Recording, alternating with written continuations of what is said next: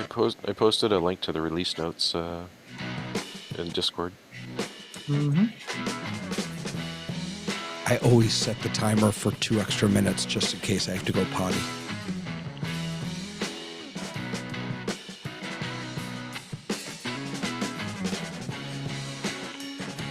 So, David, you haven't moved it forward, so we can draw our own conclusion. Yeah. And so will our friends on YouTube.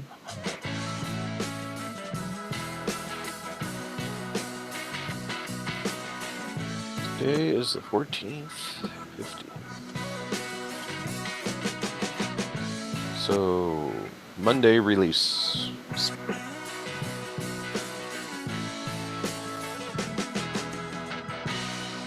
Potentially. And just before we start, David, your tiles machine is really jerky today. Before we start, Really? I wonder what that's about. just the tiles, not the rest, just the tiles. Right. Just have my neighbors. That's interesting. Why are those disappearing?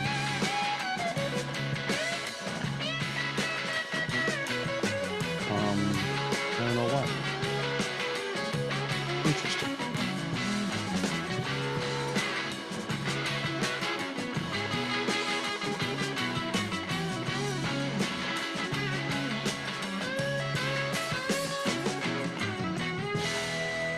Somebody has to get the AI to make lyrics for this song that you play. Specifically, Zoom Test Kitchen lyrics. Yeah. Where is the notes exactly? Zoomy, zoomy, zoom, zoom, zoom, zoom, zoom, zoom, zoom. Sorry, which notes? Zoomy, zoomy. Oh, I just heard someone said they had pushed some production notes. Oh, I put release notes for Zoom. It's in the chat. I also put it on Discord. It's on Discord in the release notes section. Zoom, zoom, zoom, zoom, zoom, zoom, zoom, zoom, zoomy, zoom, zoom, zoomy, zoomy. Kitchen.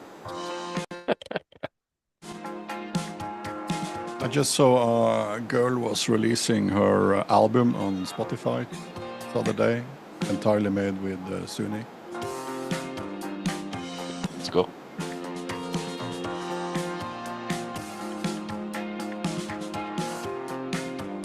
Do you watch Mac Break Weekly at all, anyone? With Leo Laporte? Yep.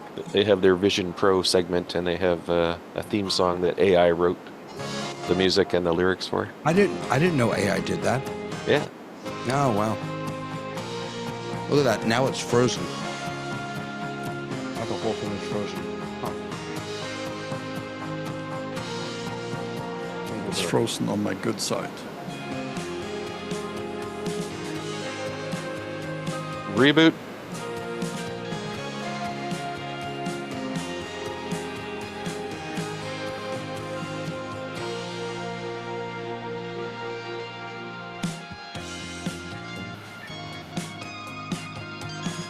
Holiday on Monday. Woohoo!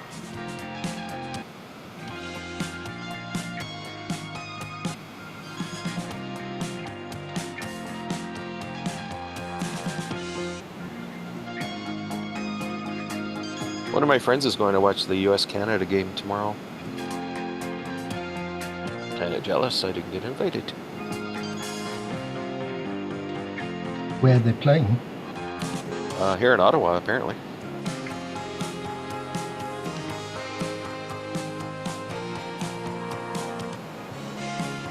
Getting a blast of audio feedback from somebody. Not feedback, more like snow or something, I don't know. Yeah, white noise. White noise, that's the proper term. Lots of white noise. I thought it was the sound of the sea coming from Ray. Florida. You smell like the ocean. David, you've got two TGs and they're both not muted. David can't come to the phone right now. Yeah, what's your point? What sport is it that the US and Canada are competing with? The exciting sport of ice hockey. Ooh, that's a good sport. They're all muted. What you talking about?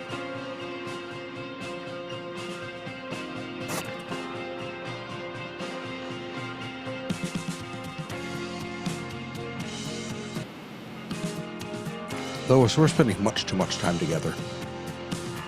Oh, not nearly enough. Wait till you're on my show. That'll be. That white noise is there still. Oh, Mike can mute somebody's mic. Okay, everyone mute. Tell me if it's gone now. Yeah, I don't hear it right now. Yeah. Oh, there it is. Oh, it's back. Okay.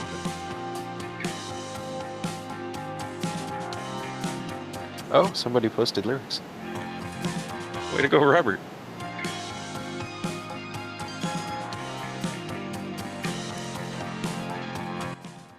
Hey, everyone. We're over here pressing buttons and playing with things and getting all ready for the kitchen. It's good to see you. Oh, my goodness. And Jason is in the waiting room. Let's let him in. Definitely Justin is here. Hi, everybody. Good to see you. Let's say hello. We're having some tiles trouble. It's I'm not sure exactly what's happening with that, but we are live on YouTube, and I've got the chat up. What I've learned about this app, the live streaming app, is that as long as I remove the channel that I used last week and then re-add it, it seems to work. And now that I've said that, it won't work next week. But that's okay. But we are still 720 on YouTube. Oh, God, all you do is complain. We're still 720 on YouTube. I don't know. Yeah. It seems Hi, like David. it seems like every time I use the app, we're 720 for some reason. Yeah. Okay. Even though it's set for 1080. In any case, let's say hello. Ronnie, how are you, sir?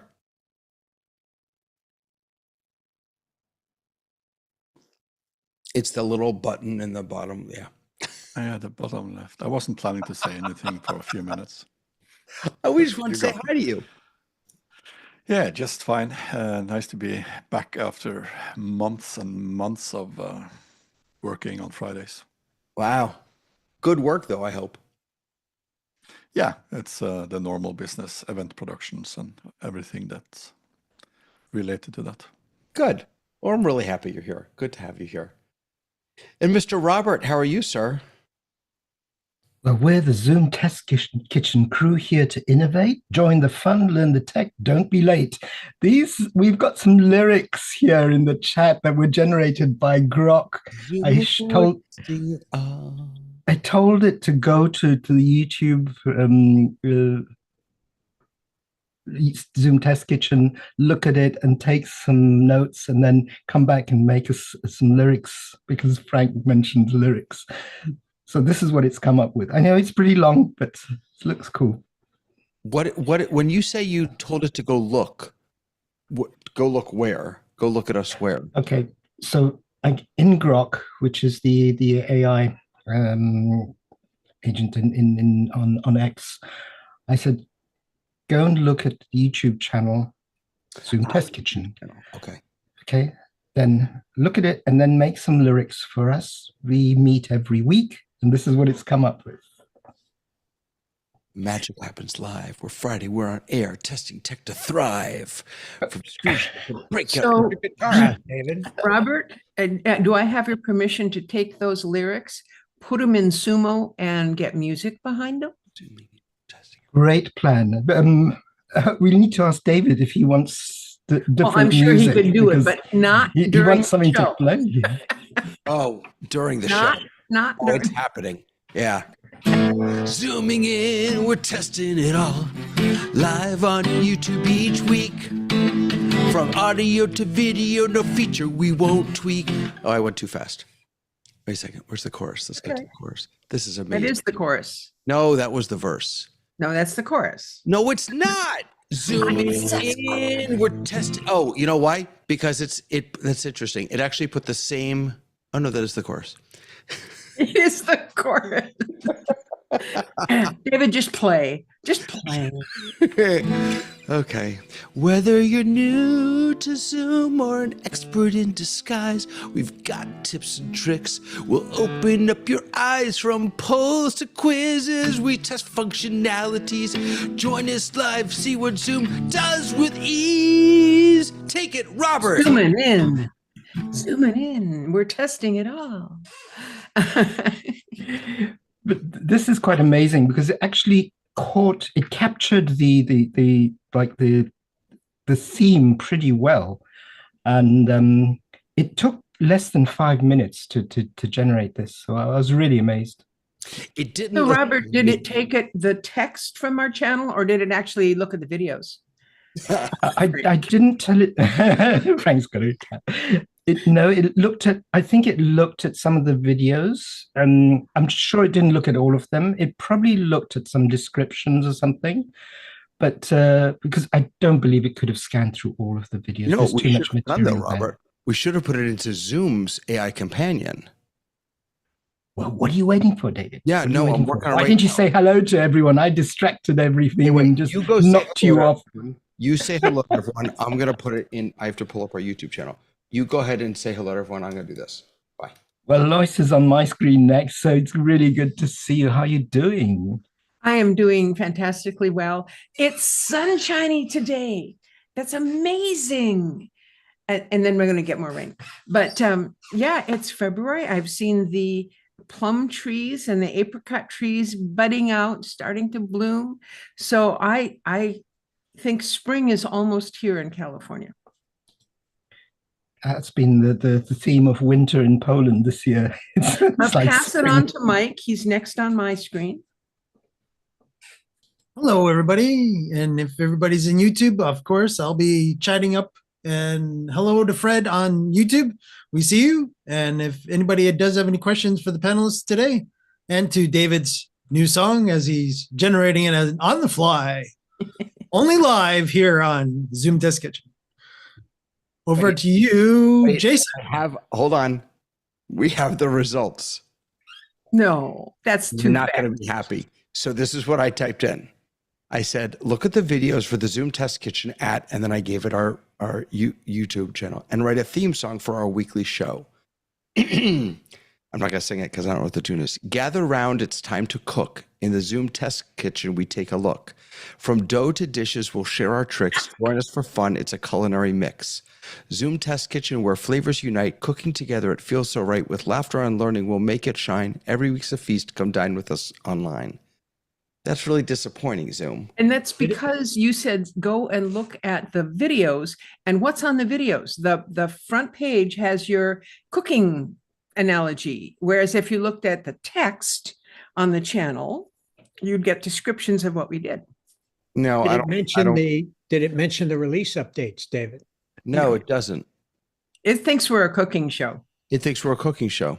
Grab your apron and join in the fun. In the Zoom Test Kitchen, we're never done. Yeah. So I have it look at the text instead of the videos. See what you come up with text? next. What do you mean, what text? The descriptions of the videos. Every video has a I description. just said, I didn't say look at the images. I just sent it to our channel. You said look at the videos. Well, that's what you said. Okay, fine. I think we're in a circle here. Oh, no. Well, if we're in a circle, Mike, pass it off to somebody. Let's get these introductions out of the way so we can get into stuff. Right on. Over to you, Jason. Speaking of circular references, don't forget to add context. You have to include in your prompt in the style of. Very hot, Jason. Oh, sorry. I was no, on an okay. earlier one with some hard of hearing people. I'm going to dial that down. Yeah. Okay. I just changed my prompt. That didn't help. I'm sticking with Grox. There we go. Is that better? Now I shouldn't be as smoking hot. Now you Well, are smoking hot. I am always smoking hot. At least my wife thinks so. Wait, That's good. That's good. Wait, where's my thing? Hold on. I can find it. Pass it off, Jason. Yeah. Jason, no, Rim Jason, shot. that was just the right thing to say on Valentine's Day. There we go. So in your AI prompt, include in the style of, and then it'll update the lyrics too. All right. So who am I passing it off to? Ray Franklin. It's all you. Greetings from Central Florida, where we're suffering from 81 degrees and a beautiful day. I had to throw that in. Mm-hmm. And We I, don't have to, but I'm going to throw it into somebody we haven't seen a long time. James, good to see you today. I'm confused by when you say buds on a tree in February, because the Minnesota perspective is this is the heart of winter. I don't understand how people talk about spring right now. I guess I'm wearing red. Ray is wearing red. Um, I will I will go to the next closest. Looks like Justin James, you've got some red hues in yours, so I'll go to you. Hello, hello, everyone. Happy Friday. And Ray, I'm with you. It is a sunny 71 degrees here in Arizona. And I'm just happy to be here. And you have the drum set ready to play along with David. I do as soon as she finishes that song. It is so not going well for me over here with Zoom AI. Let's not leave Frank I'm out. just want to give you the update. It's not looking good. David, did you really break it? Tell us the truth. I think I did because I asked it to give me a song in the style of Garth Brooks, and it all of a sudden typed in "Catch me up on this meeting" and told me what the meeting was about. I don't even know where my prompt went. I'm so confused. you could ask it for a poem instead of a song. Maybe that would be better. Anyway, next week I'll try to have you a Suno song. Well, we're going to move along, Lois. I see Right. John Iddleson's joined us. Hello, John. And Frank didn't get a chance to say hello. Hello, Frank. Hello, Frank. Why did you post something like the release notes? Oh, we're supposed to talk about those today. Crazy idea that we talk about Zoom in the Zoom test kitchen. I'm just so happy that we have something to talk about. I feel like Zoom has been so quiet for months. Finally, some release notes with something that looks interesting in them. Is Hosmek with us or just his video? We'll find out. Huh? It's here, but not here. Yeah. Hey, Tony, who's watching, and Fred. Nice. All right. So before we jump over to the release notes, though, let's just check in and see. Hey, Hosmek. Hi. We'll just check in and see if anyone has anything. The only thing I have is that I had to do a Teams presentation at a Teams meeting yesterday. It hurt. All I wanted to do was pop out the chat window, and I couldn't even do that. I just, and maybe I shouldn't blame Teams. Maybe I'm spoiled on Zoom, or I'm just used to the way Zoom does it. But it was just such a frustrating experience. Sorry, Robert. Go ahead. Yeah, I just don't want to put Teams down completely because I have my challenges with Teams, but there's some things that they do really well. So, and like you said, it depends. It's like moving from Microsoft tools to Google tools. They're different worlds. It may be that I'm just not used to the interface, or absolutely. And my whole workflow is built around Zoom. So, no, I agree with you. I'm going to keep my hand up because you asked if there's anything to talk about before we get into the release notes. Go for it.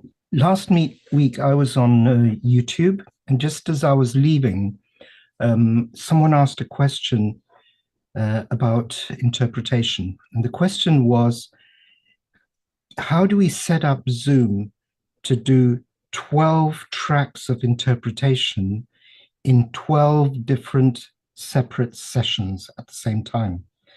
Now, that's something that I've thought about a lot and experimented with and done the maths, and you don't do it on Zoom. Can you just clarify what that actually means? Sorry. Okay. You say okay. So like that. If you have a big conference where you have 12 presentations taking place simultaneously or parallel to each other, those are 12 tracks, and they wanted to have interpretation in each one of those, so that you're interpreting 12 different things at the same time. Zoom is absolutely not built to do that. You'd have to have 12 Zooms, 12 of everything. And this stacks up to be such a huge number, and the costs are just not manageable. And the whole system becomes very wonky in terms of management. That's not the path to go down. The way to do it is to put in booths, get interpreters on site, and then you're done. I just wanted to share that. So You'd still have 12 Zoom meetings, wouldn't you? No, there's nothing online. Oh, excluding online. Got it. Okay. Well, now I'm confused. So when I think of the interpretation, right? I think of the interpretation window. So like you have these different and maybe more manageable like 3 languages, right? That like you build it so that you give, your Polish and your English and your I don't know, give me a Norwegian, right? And then you have speakers in those languages. They are actually now I'm not quite sure. Is 3 manageable in Zoom? Yeah, I've done at 12. That's not the challenge. The challenge is slightly different, James, because the scenario you're talking about is when one speaker presents at a time in different languages. Yeah? The scenario the question that came up last week was 12 speakers are speaking at the same time in 12 different rooms. So you're actually interpreting 12 different messages into 12 or more languages at the same time. So that's where the maths just doesn't work out. It's cheaper to get booths in and have interpreters on site to do that than to stack up all the equipment and get the interpreters remote. That's what I've found in that situation. I think people may be surprised, Robert, that your world has changed because you can have interpreters all over the world that are participating through a Zoom product, and traditionally they're all sitting in the back of the room in booths, and which takes less bandwidth and easier to manage. But so what people just may not understand that translators are no longer sitting in the back of the room.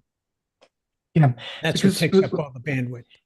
Yeah, what we do is if you have one conference where you have one person speaking at any one moment in time, you can do the translation into multiple languages in Zoom, and you can have the interpreters all over the world. And this is really good. And not to pick on you, Frank, but if I can, if I have someone, if we're doing translation into Canadian French, then I can actually get an interpreter from Quebec who's going to do that. And then I can get a French person from France who's going to do the French interpretation, and someone who's going to do the Creole, which is broken French, from Martinique or some other small exotic place. But yes, that's the moving away from having a row of booths at the back of the conference room. Because when you get 12 booths in a line, that's a lot of space. Each booth takes up a minimum of 2 by 2 square meters. Robert, you said. Hold on one second. Let me just get Ronnie in. He had his hand up. Sorry, Ronnie, go ahead. Yeah. So Robert, what you're saying is that you have 12 floor languages. Is that what you're saying? So you're having 12 parallel conferences going on at the same time? That's correct. That was the question that was asked last week. Yeah, so then you have to have 12 by 12, so 144 minus their own Mixed Mayonnaise channel. So that's 130 something. No, in each session, they're interpreting into one language. So it's actually just 12, one language in one session. But the sessions are happening at the same time. So it's 12. And then if you're using traditional equipment, it'll be 24 Mac minis that go in there to get the interpretation channels, and another 12 to get the floor in and out. And of course, cameras in each place, and then sharing of the presentations online for the interpreters online. The amount of equipment that builds up when you're doing that it just becomes multiples of something, and then you've got to have people to be managing that as well. So you've got to have, I wouldn't say 12 people, but you need at least 6 people, one in for 2 rooms, that's managing that whole process. Yeah.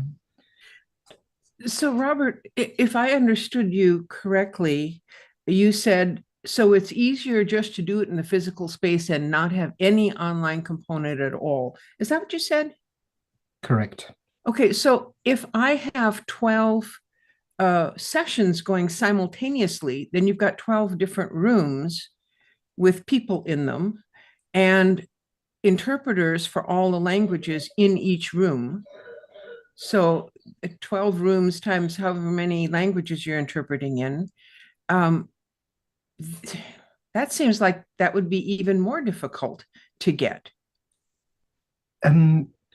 Yes, but I haven't come across a situation, even in international, really big conferences, where you have 12 languages in each session.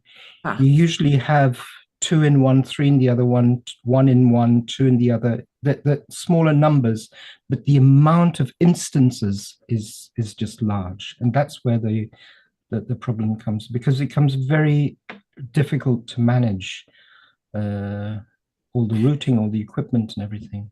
So you're not saying that there is an online solution better than Zoom. You're saying the better solution is not to have any online. So you're not saying move to Teams or move to something else.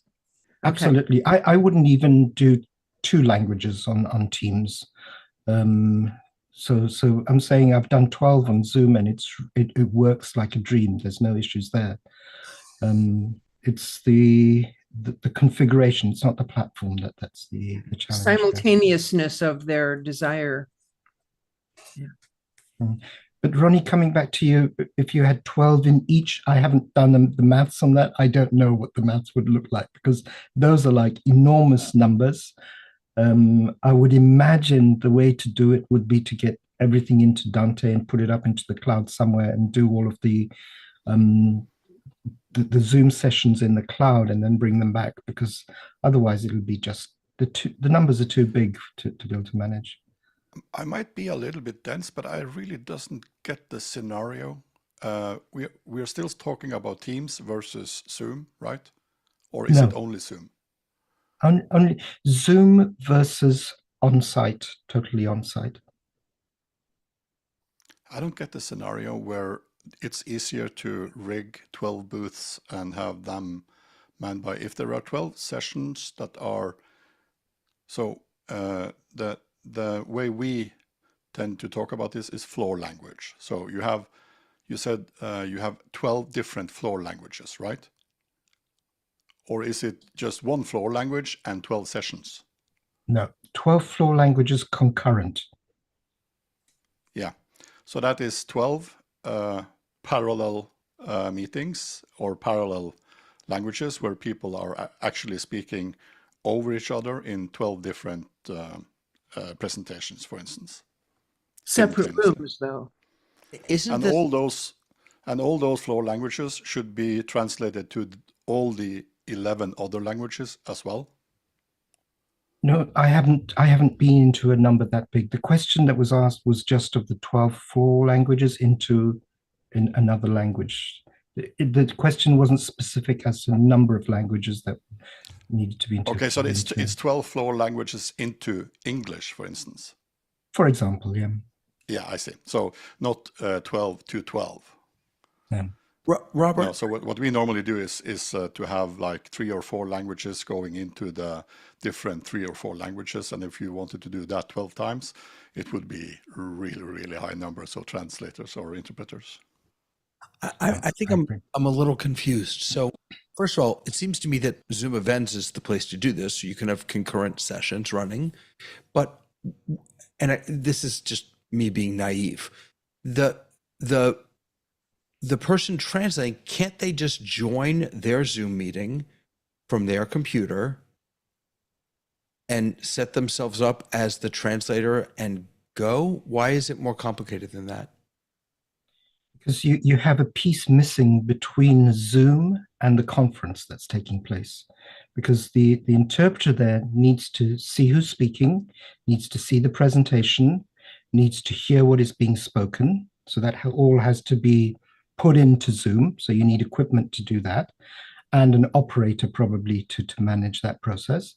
Then you have the languages that you're bringing back into the conference room, which is a language channel on Zoom, bring it in, and you've got to take it out of Zoom into a form where you can put it onto some sort of radio system with earpieces so the people on site can listen to the interpretation without disturbing everyone else.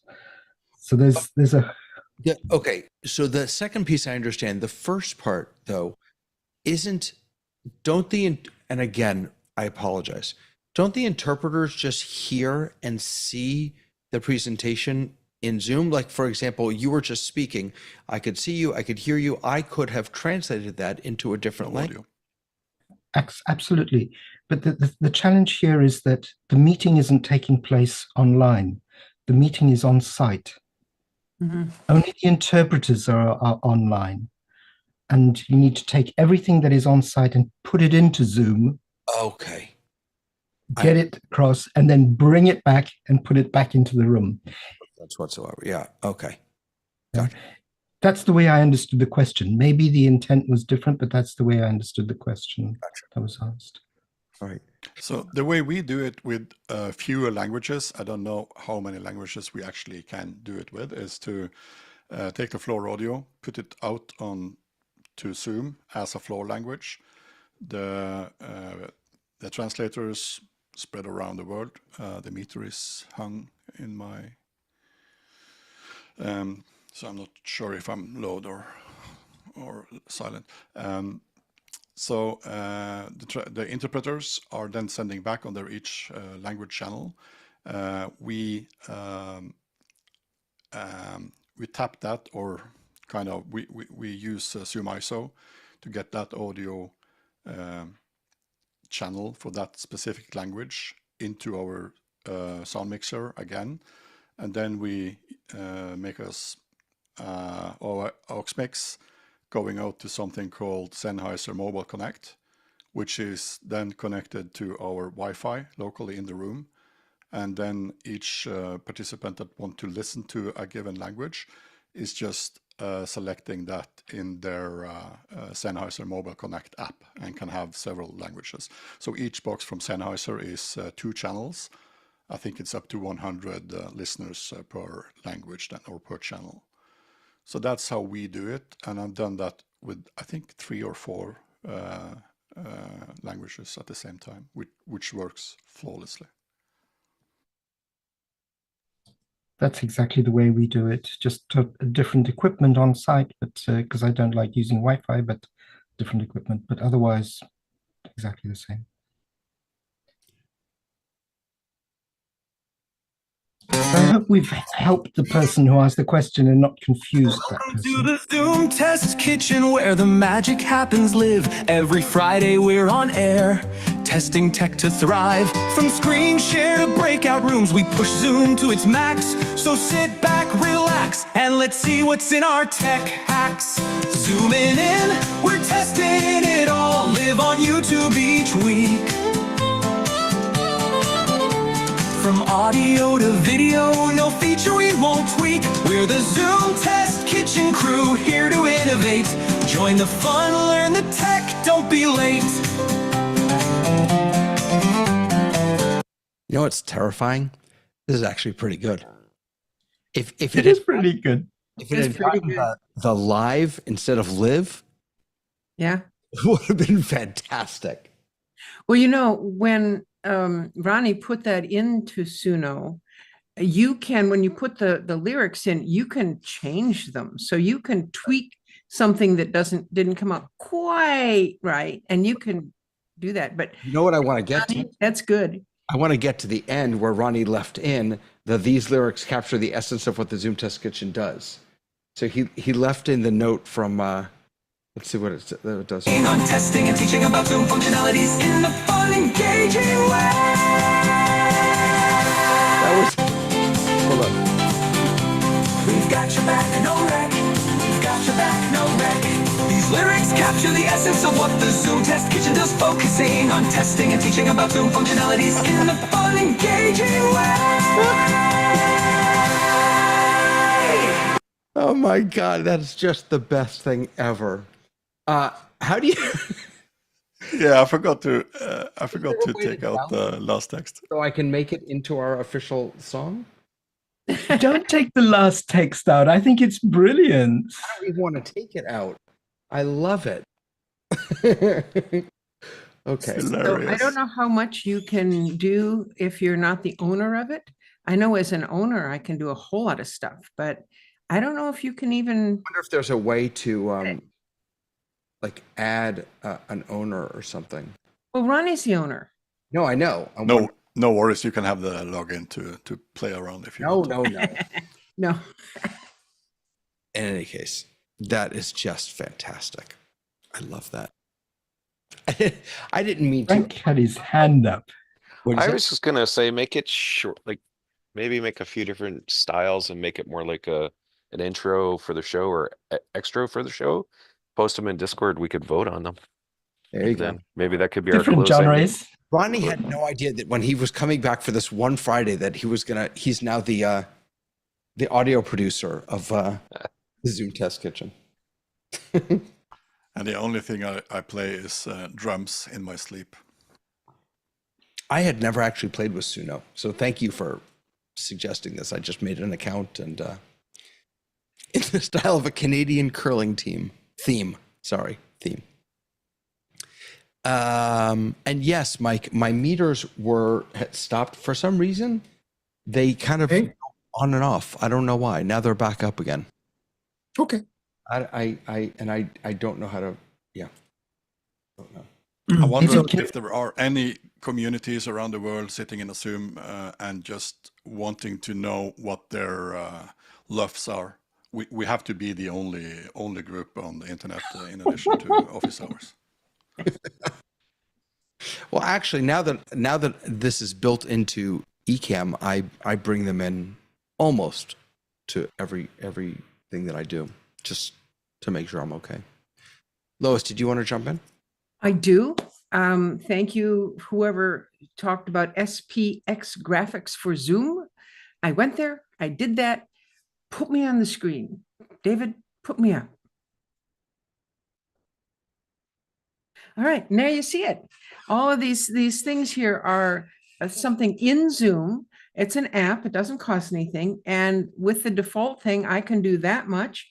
I can also, if I felt like it, I could add headers and I could play those down below. And you can use it for alerts or bragging or whatever you want to use it for. And then, and then it'll just keep going. When it gets to the end, it'll come back and start over again. But anyway, I'm really jazzed. And if you turn off the headers, they just disappear and there you are. And you can also turn off your it's really slick. It's slick and it's Zoom. Yep. I love that it's in Zoom and I don't have to go and buy all this other equipment and programs and stuff. Anyway, it's cool. Yeah, it is cool. Thank you for showing that. That's great. I saw a hand, but it went away. Oh, there you go. Hey, James. You're muted, James. I guess I'm a little confused on the hand raise thing. That's supposed to be part of React, right? I think that's actually a setting that you can either pop it out of React or keep it under React. And right now it's not under React. Raise hand is set it separate because of the settings of this particular meeting. Well, actually, no, I think it's user based, if that setting even exists. No? Well, in React, I could say recognize gesture. So if I held my hand, I can see the hand and it's going to pop up, but I don't see the thing in React that just says raise hand. It's not in React. It's not in React. Look at the other things across the bottom. And if it's not there, look in more, but it's separate. It says raise hand. It has a little symbol. I'm on a Mac and it's on the menu in React. Wait, yours is under React or it's next to React? Ah, so yeah, so it is under. preference because for mine, it's separate, but for yours, it's the same. So I it's not, wonder, David, if that is host and co-host related. oh, that's interesting. Because I have it like you, where React is here and right beside it is raise hand. Well, let me make, where'd you go? Robert, I'm going to make you co-host and tell me if that changes. I don't think it's co-host related, but maybe it is. Well, nothing's changed so far. I think it's user based.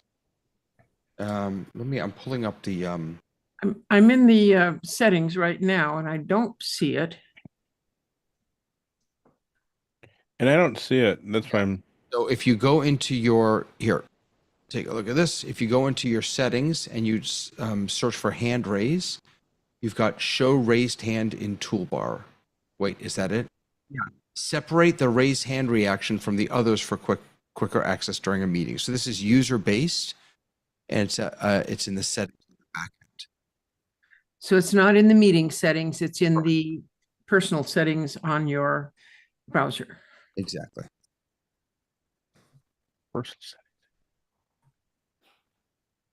Jason, were you able to find that setting? I'm going to correct you, David, if you don't mind. If you Oh, go sorry. into your settings in the app itself and go into general, Oh, it's there. under reactions, you have activate the following emojis based on hand gestures. No, we're talking about two different things. Oh, these are emojis. Sorry. Yes, you're right. Yeah. Let me pull up also though. I'll pull up the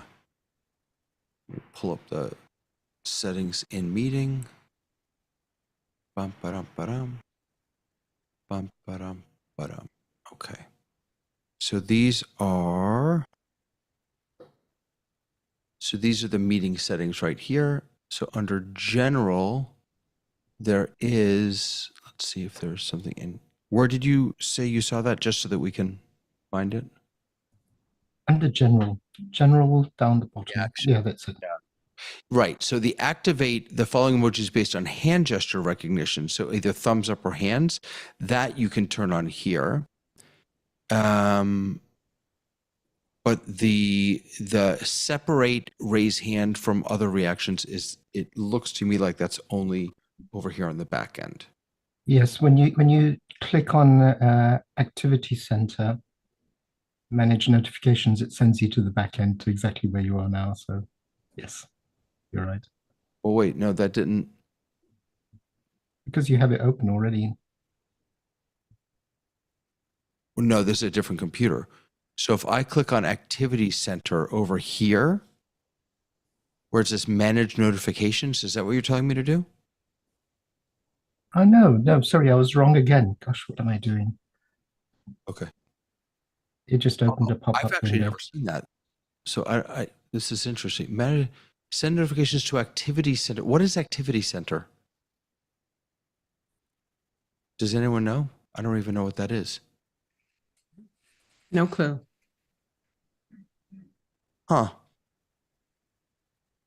But you're still in the meeting settings, because it says general video audio. Yeah.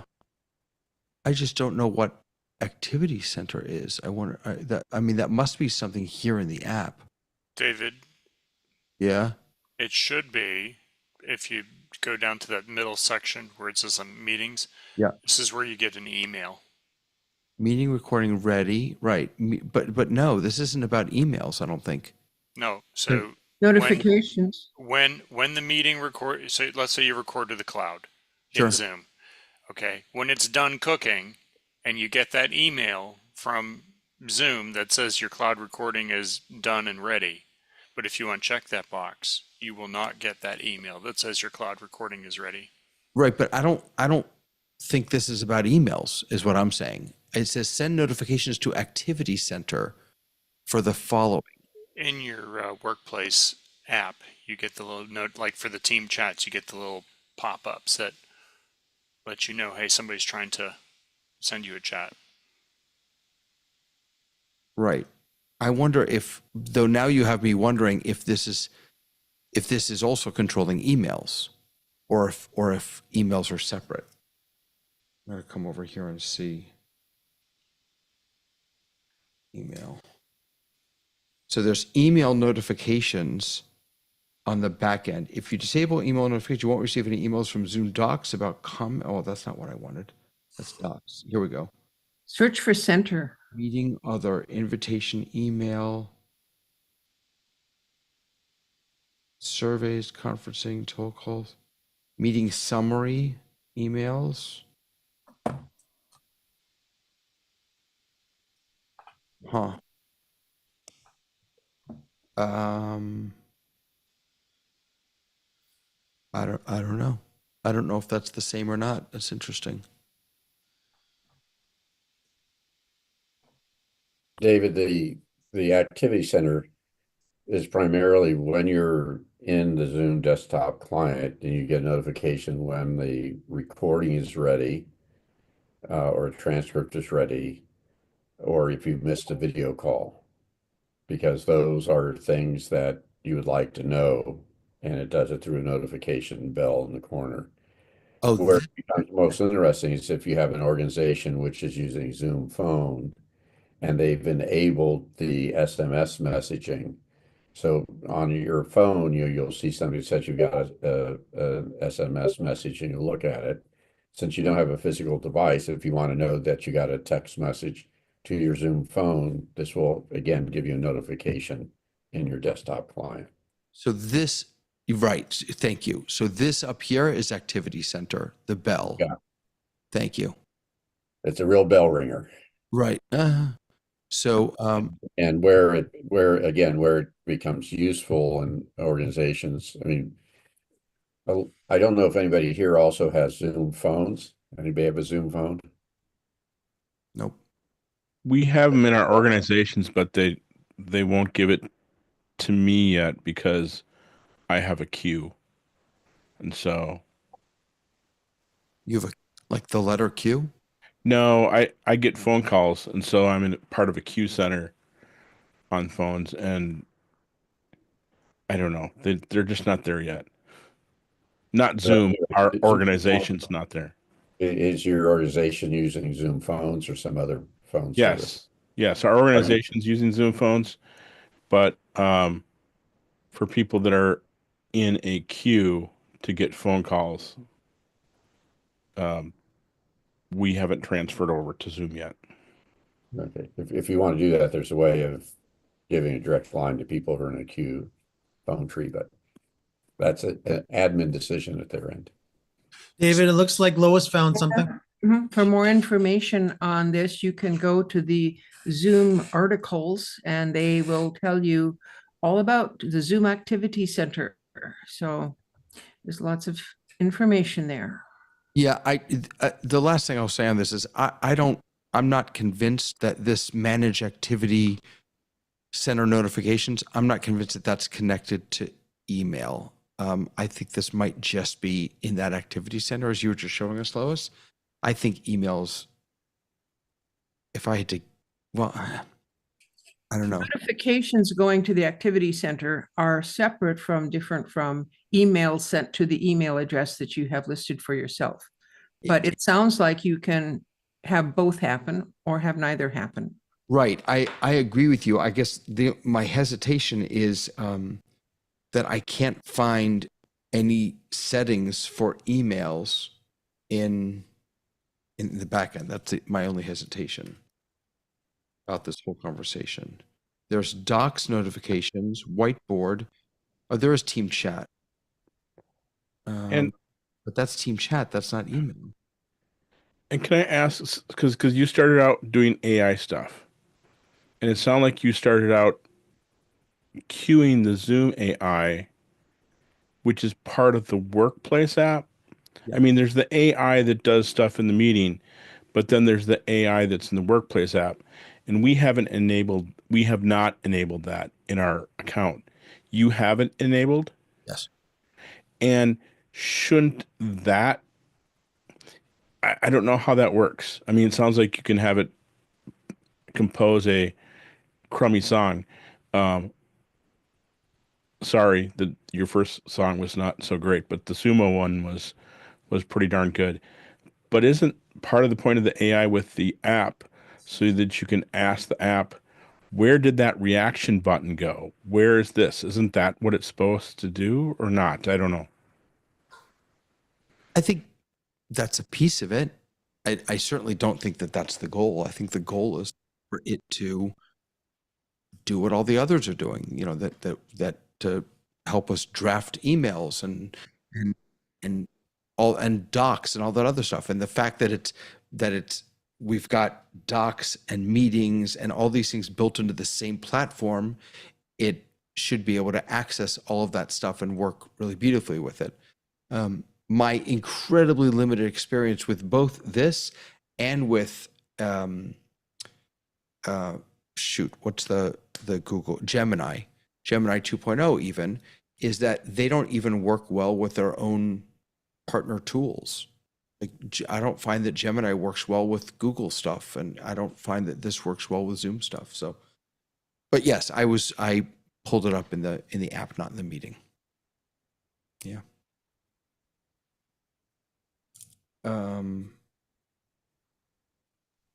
David Brady from YouTube says, if you're using Zoom as your email client, then I think you might see email. Oh, interesting. So if you haven't got email in use by Zoom, why would it offer you an option to do anything with email? I know it's not that smart. Sorry, go ahead. No, it's I mean,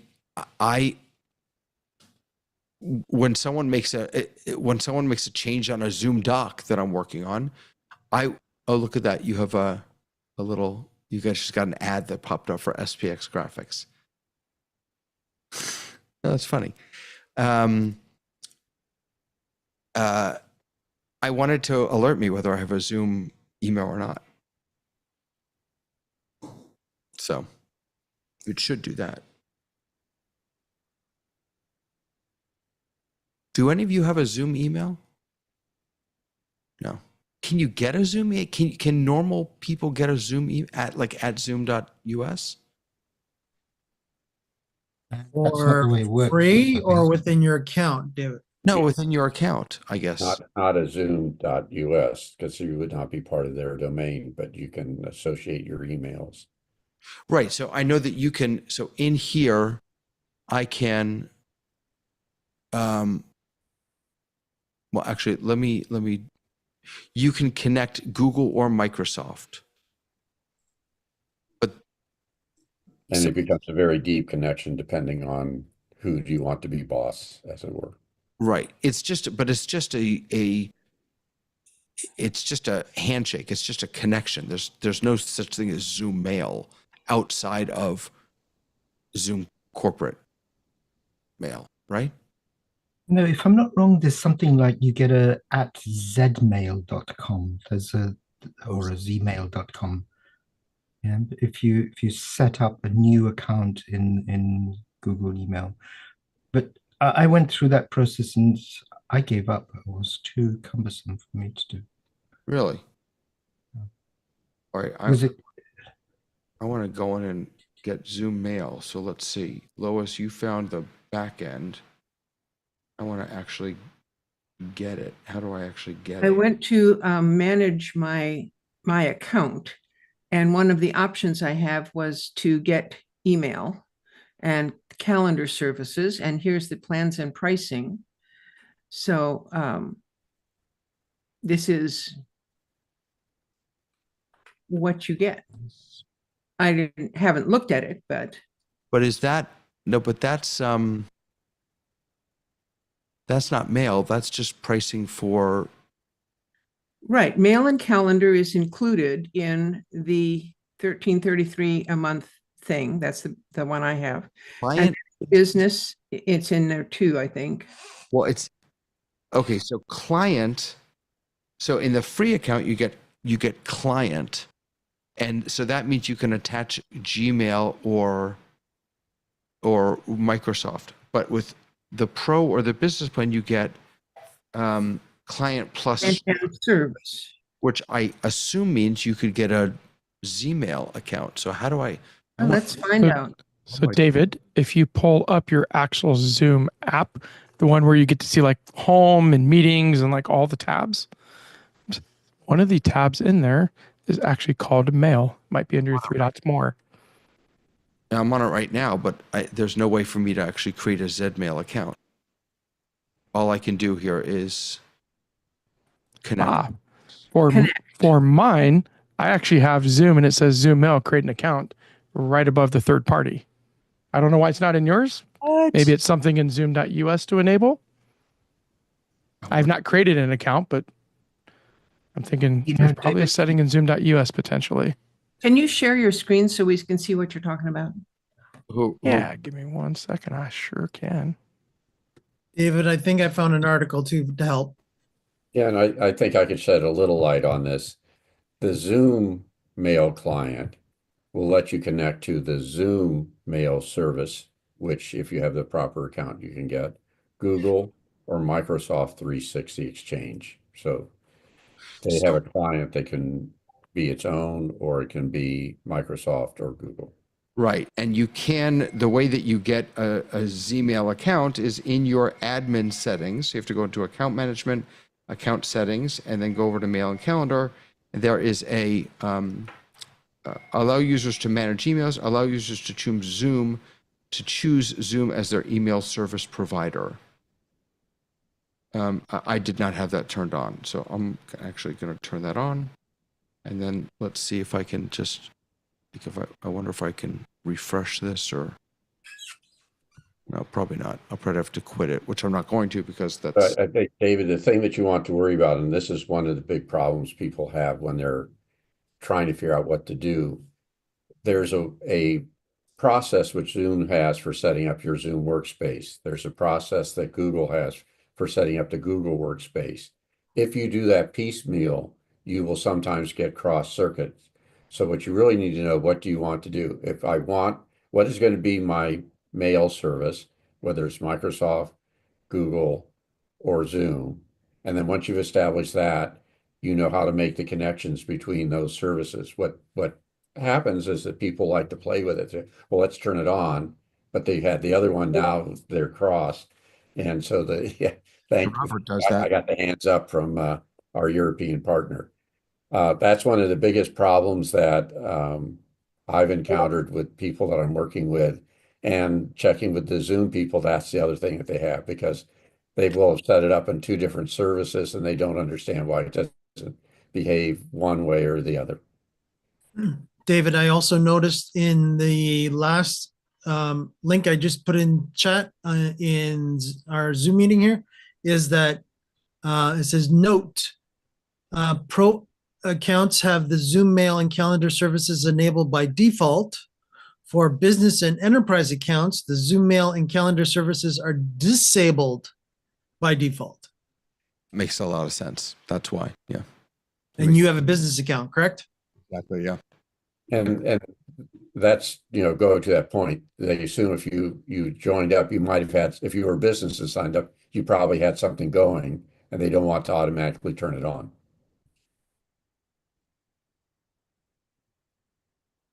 Nice. Okay.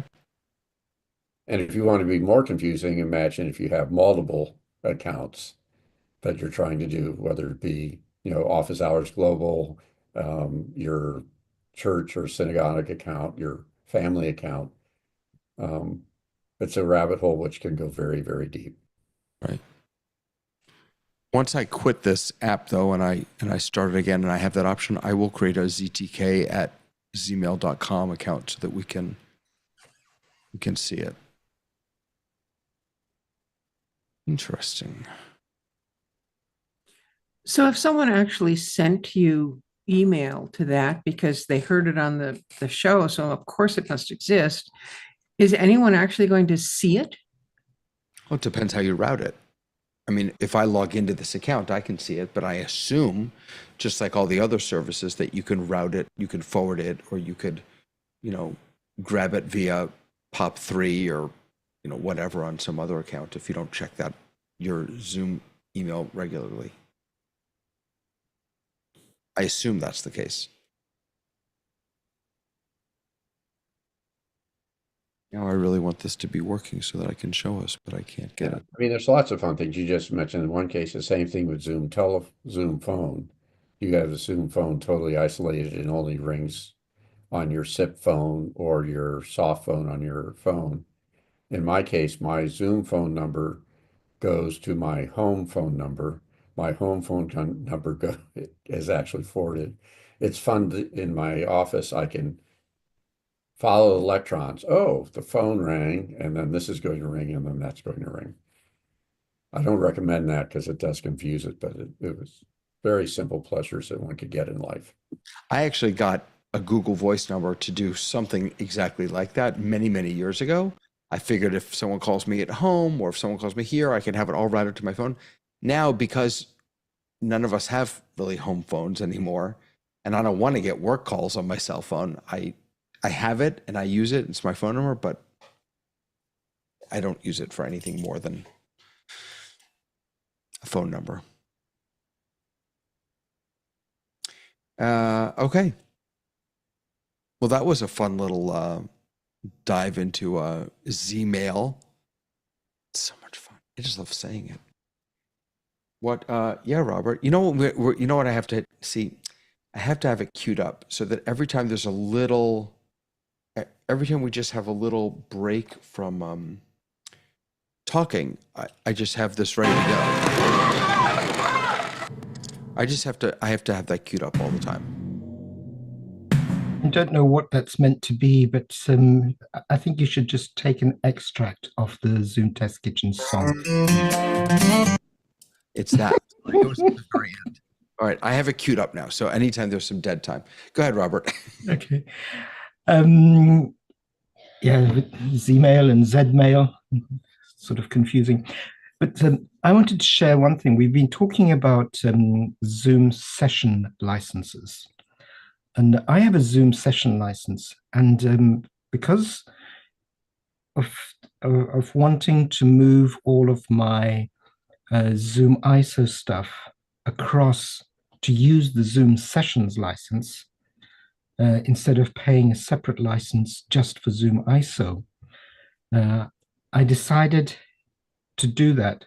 But what it implied is I had to move the Zoom session license to the user that is running Zoom ISO, correct? So it has to be the same user. And that didn't work for me because I need to keep them separately because of my workflow. So what I did, and this was, it was a complete by accident. I bought a 50 user, what's it called, David? The Zoom sessions? Yeah, but the PPA, the pay per attendee. Oh, yeah. pay per attendee. Now, with the pay per attendee, the magic which I discovered about it is that you can allocate that to multiple users at the same time. So, and that's what I wanted to share with you. So, that's quite amazing. I was really surprised when that happened because it happened when I was doing the transfer. It happened by mistake. But what that allows you to do effectively is to have your APP license for your 50 users for Zoom sessions, and then allocate it to one machine where you're doing Zoom ISO and to another machine where you're doing something else like tiles, yeah? Which is pretty cool. Not sure I fully understood that. So I've got, Okay. I have the Zoom sessions PPA. Okay. And then if you go to another user on your account. But now I have to log into the events. No. You go to where you manage your users on the portal. Okay. I'm managing my user management. Go ahead. Okay. And down the bottom you see users, and you have your application. You select one of them, but say edit, just choose one. So right now, this one has the Zoom sessions attached to it. Go to the next one, which doesn't have the Zoom sessions pay per attendee. I'll do this guy. Okay. Okay. Go to edit. I don't think you need to select it, by the way. But And look, you can select the Zoom's paper attendee and save it. And so you can allocate the paper attendee to 2 different users, because effectively Zoom doesn't really care who's using those paper attendee licenses, because you're just consuming them. Whether it's 1 person or 2, they're still being consumed. so does this mean that I could hypothetically, if I say yes to this, Yeah, save it. now I could be logged into either of those 2 accounts in Zoom ISO and it would work?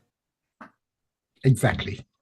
Which is quite magical. It's actually very good for production purposes, because I use those specifically to have access to the Zoom, the liminal apps, yeah. So to see to Zoom ISO to tiles. So you don't have to buy multiple licenses just to do that function. So this is going to sound really silly. I mean, talk about first world problems, but so I'm in this meeting right now twice.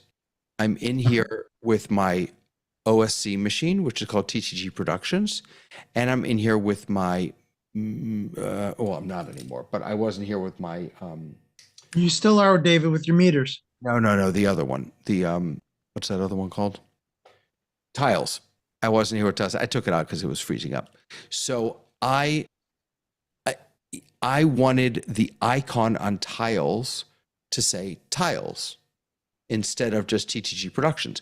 But because they were both using that same license, I couldn't change. So now I could hypothetically take anyone else, assign a different license to that, not pay any extra, and have a different, wow, that's a great little find. It's a great little find, but when I thought about it, I thought it was a mistake initially. But when you think about it, Zoom doesn't really care where you're pooling off on the licenses that, oh, sorry, the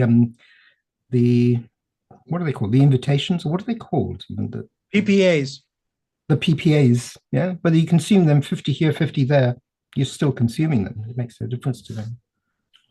Right. There is no specific allocation. You could actually have, literally, in Robert's case, you could have 50 users with 1 ticket.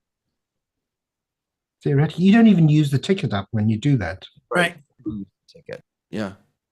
Yeah. You just have to at least allocate them a PPA ticket. And then and as long as you have them as a host, you could do them all, they could do all kinds of things.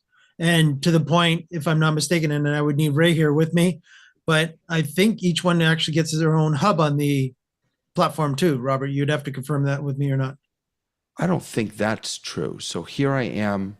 But you can have multiple hubs anyway, so it makes no difference for the PPAs. You can have, I think, 100. Not 100%. And Ray, if you're watching, please join me. As far as I understand, is if you have the monthly, you only get 1 hub. But if you have the PPA, you can have multiple hubs. That's exactly what I'm saying. With the PPA, you get multiple hubs.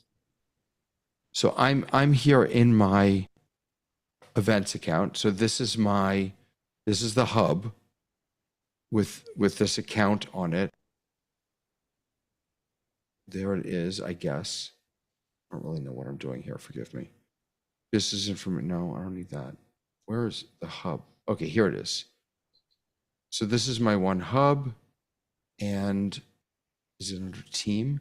Yeah, and this is where I put that account. Right. So add another account. Do I really want to add another account? No. No, I don't think I want to. Oh, sorry. Or another host, I mean. No, but why do I need another?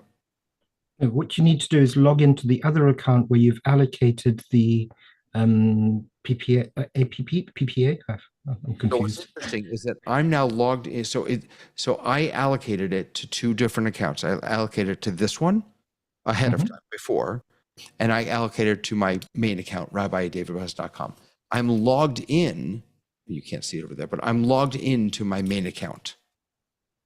And because it's only through your main account as a business with a business license that I can assign this to the event, to the hub.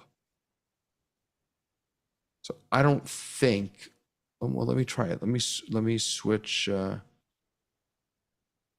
they don't have the nice little switch. Like in the workplace app. The switch who's he what's it's here. Let me try. Okay, sign in. No, let's try this one.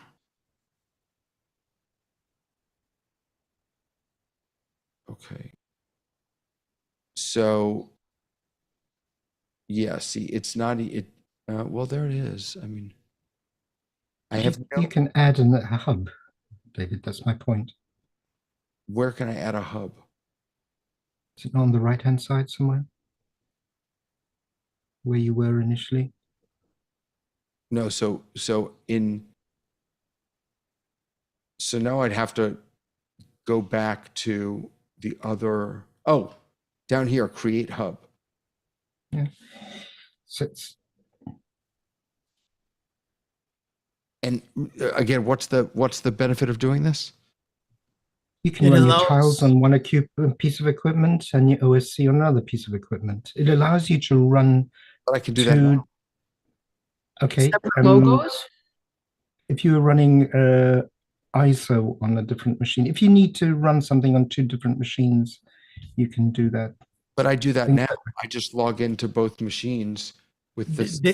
David, I'll give you the Zoom's explanation of hubs, which is, and again, I wish Ray was here, but he would give a better example. But basically, think of it this way. You could have your, company A would be hub 1, company B could be hub 2, company C could be hub 3, and you can individually actually have them branded as you would like. Right. And they have their own specific content as you like. That's what the hubs. You could have them branded. But I don't need more than one hub. I can use any of the liminal apps on any device in any configuration as long as I'm logged in with my hub email. I don't need to create more hubs. In fact, I'm still unclear on why I had to create a hub in the first place, other than it's a requirement. But because once you never. Yeah, by default, you get a hub by default. Right. When you have sessions. Yeah, but David, you're doing most of your production work by yourself. But if you were to have someone who was doing something for you and you allocated him a license, you wouldn't want him to have access to your main account. Yeah. So I'm thinking of doing this for, if I have a subcontractor, I allocate him the licenses, he does the work, comes out, I take the license away. So I just logged out and logged back in, and this popped up on my screen. Welcome, David. You've got Zoom sessions, pay per attendee 50,000. I don't know what that is. I never changed anything. Now I can enjoy everything in Zoom Webinar Plus, unlimited hubs, host up to 50,000 attendees, video on demand library for post-event access, and top-tier production events with production studios, Simulive event backstage, and event branding.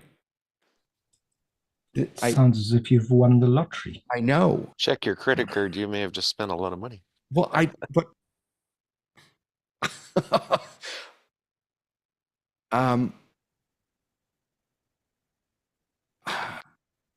okay. See what just happened? See, there's the two different hubs you have now. Yeah, but why? For exactly the reason Mike was saying earlier. Imagine you're one company, but you have divisions in the company like sales and tech support, and each group wants to have its own hub because they want to have their own events and they want to put their own branding and their own bios for their speakers. No, and then each hub can have a hub manager that's independent of the top admin. Right, but my concern is, did I just sign up for another? Am I paying for this? Double check on your main account that you pay Zoom. If you go into your plans, it'll let you know. Let me tell you something. Zoom is not that naughty. You allocated a license to a user. You didn't buy a new license.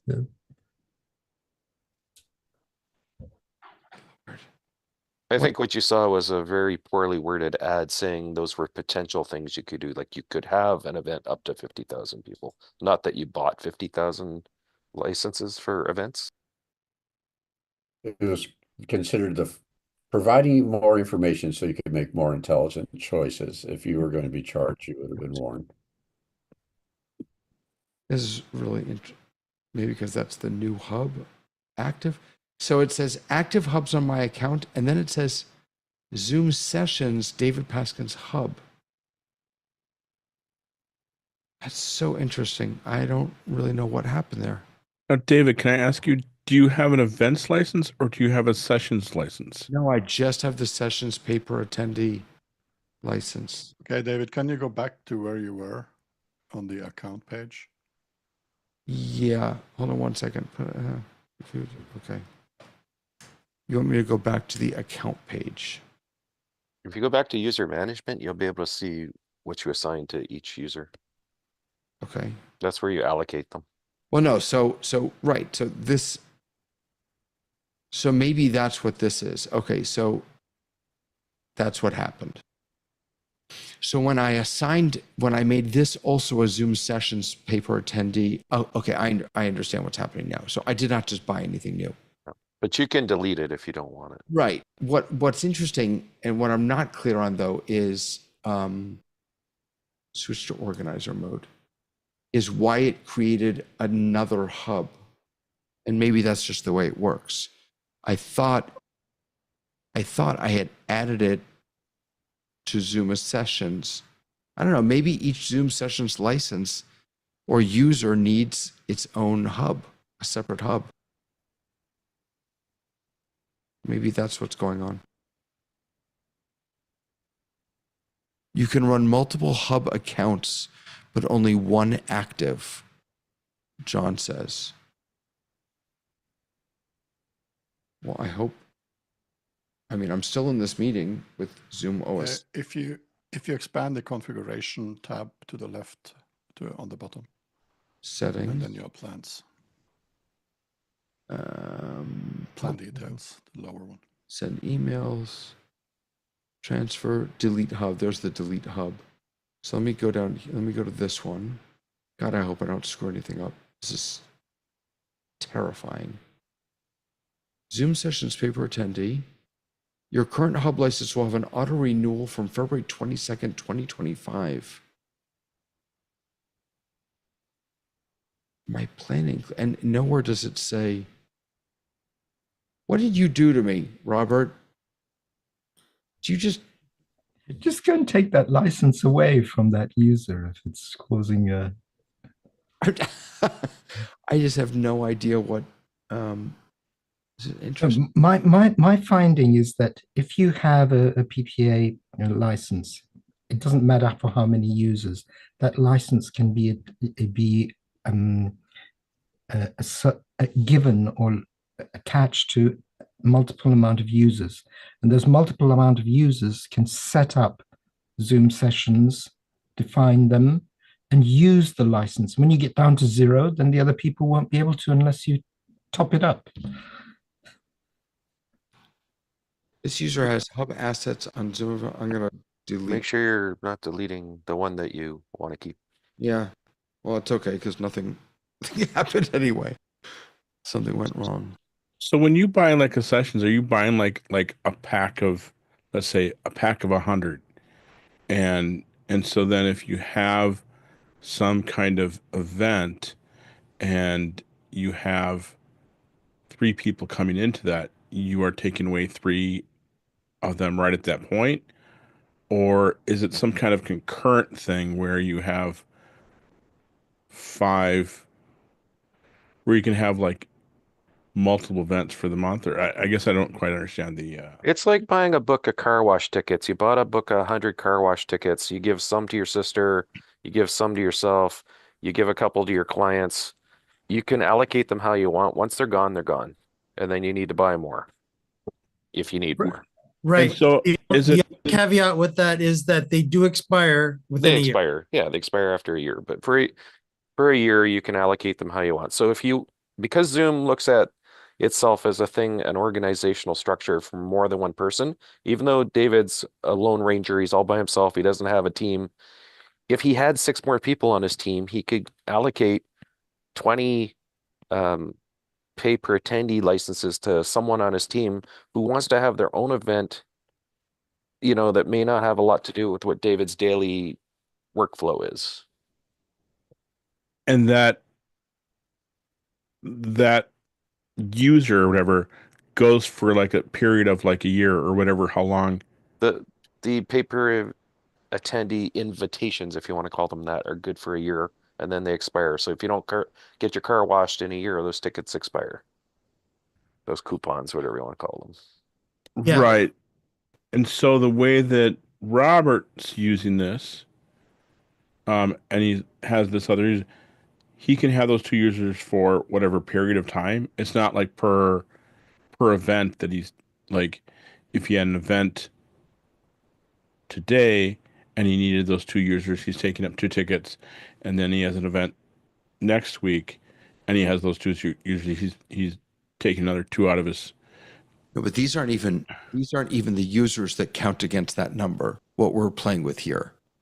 Oh, These are the organizers Right. of the events. Right. And so what just happened, I deleted that new magical hub that it created when I added, and then it immediately created a new one. So every user that has access to Zoom sessions apparently has to have a hub associated with them. Fine. No harm, no foul. I don't think it's going to charge me anymore. But in addition to that, I should probably get some kudos for the fact that Zoom has decided that I'm an expert at AI companion meeting summaries. This is at the top here. I don't know if any of you have gotten this. I don't want you to feel badly if you haven't, but it says, I'm an expert at AI companion meeting summaries. Check out other ways that I can utilize AI companion. So if any of you have AI companion questions, meeting summaries.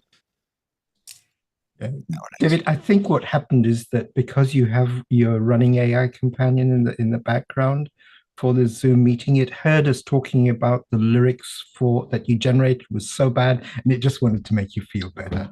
Love it. I like the way you phrase that. But Dave, and following on this sort of comment of you're one person, you could be, Dave and your work at the synagogue, Dave at your work at what do we call it? What's your show? The rundown. That's exactly what I am. I have Rundown. email addresses. Zoom Test Kitchen. So one of the things that I wish they would do, and I haven't been able to get them to do it either graphically or some sort of spreadsheet, and this would be fun if Zoom AI could help you out with this, because you have Zoom accounts and you have liminal, which is actually Zoom, you have events, you have all these licenses and figuring out who you are at which position. I do I'm trying to figure out right now myself, but when I was at the university, I had my formal university account. I had my consulting account as a university professor because you're allowed to do 25% consulting. That was called communication design.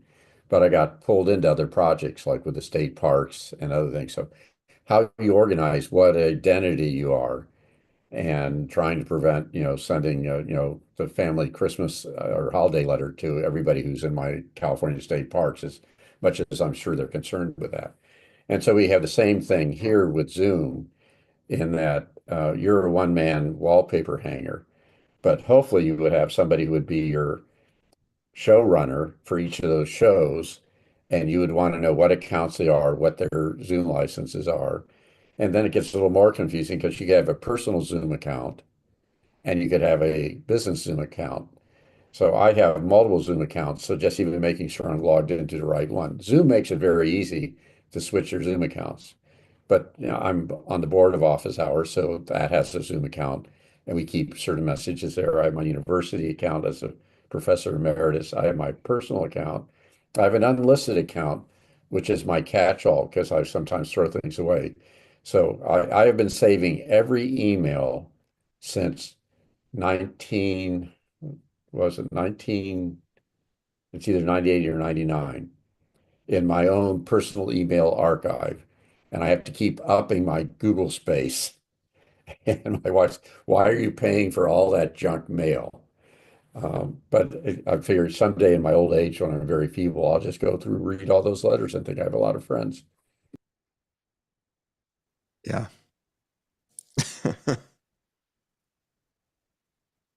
But Dave, I do think you have the most complicated connections of different things. Thank you for the love. I love it. I could use all. It's Valentine's Day. We should wish everybody Oh, we happy. should.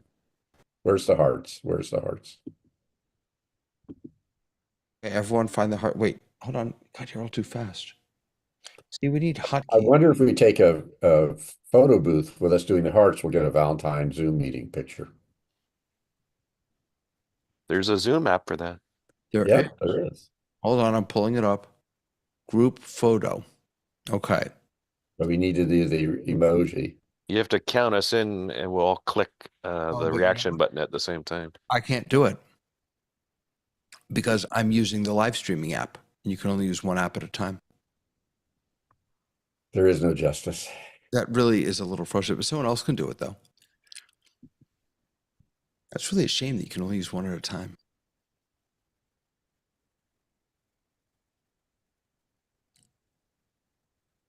I think we should just sit silently for the rest of the show And listen to the Zoom test meeting song.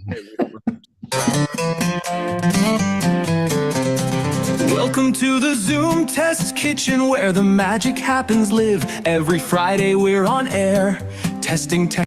Okay. I gotta admit, this it really caught the theme well. They captured it, didn't it? I wonder if I could bring It sounds this. like a dad joke to me, and I could get in trouble for those, so that's okay. There's a song link. Wait a second. So I'm gonna try and do would this work as a web widget, you think? I don't think so.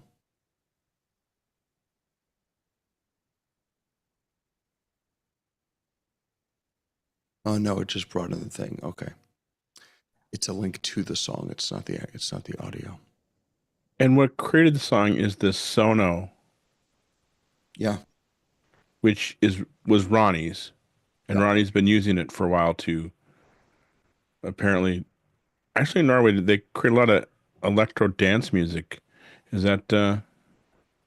Yeah, we're actually in the process of creating conference music, walk-in music, just to get rid of the Norwegian right holder payment systems, which is kind of unfair for us. So we're using Suno to create everything that we need within conferences and just reuse it for ballroom playout and yeah, have a good music. And is the meters running now? I can adjust my audio now. For some reason, I'm really low, and I have no idea why. On the normal office hours, I'm really high and have to reduce my audio, but it's good now. What? Why? Good. I'm looking at the plan. You have 50 credits a day, which is 10 songs. Who needs to write more than 10 songs a day? Why would really? Yeah, but if you're producing music for a conference, then you'll do a lot of iterations. Yeah.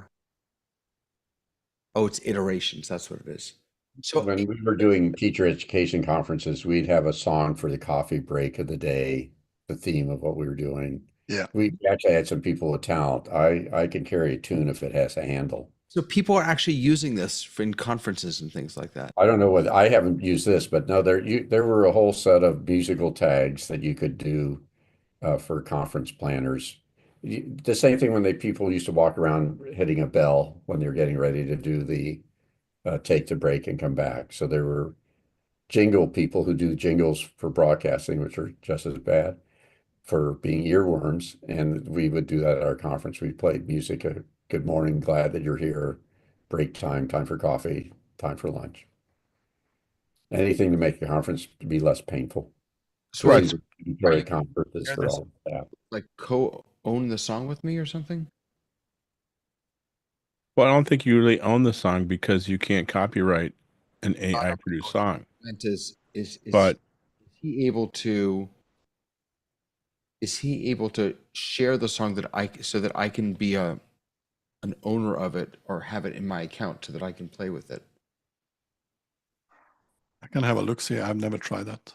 well, don't you create the song, then you just have the song recording, and then you just reuse that?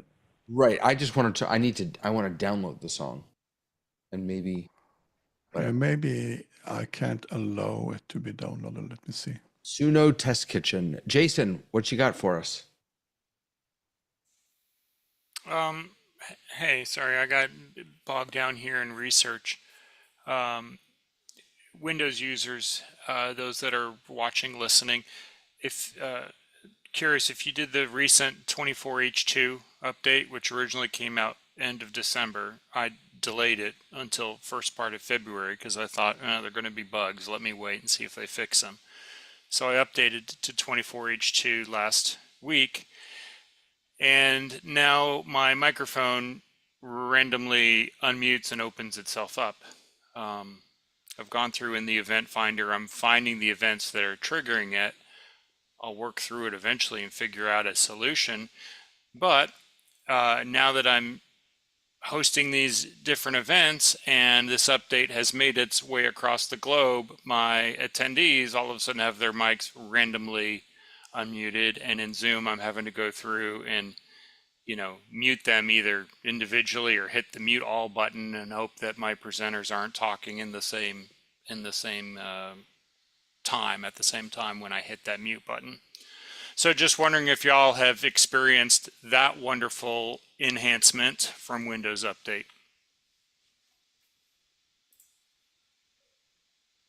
I have felt your pain. And it wasn't a problem until Windows started rolling it out without asking permission. Is it specific with how Windows interfaces with Zoom? Well, it's specific with how interface uses with USB microphones, which may have some input with Zoom, but it was actually their USB connections, I believe. Although I'm trying to track it down also for a group that I'm working with. And, if you could tell me what tricks you've done when you've been in Zoom meetings or yeah, so here's John, here's my thought process or my workflow as I've worked through this. Like I said, I did this on February 3rd. So, we're going on 11 days now. And I just put a link in the chat window that tells you what has been updated in here. So you're correct. It's on the USB port. At least that's what the event log is telling me. It's also related to the the Microsoft generic USB audio driver revision January of 2025. So I'm experimenting with different drivers to see if that clears the issue. And the event that triggers it is any sound event. Now, what I mean by that is you have Outlook open, it's 10 minutes to a meeting, bing, the reminder pops up visually, bong, the sound plays, and as soon as that bong plays, oh, your mic opens up. You sign into Windows and you get that startup music. That's a sound event. Your mic opens up.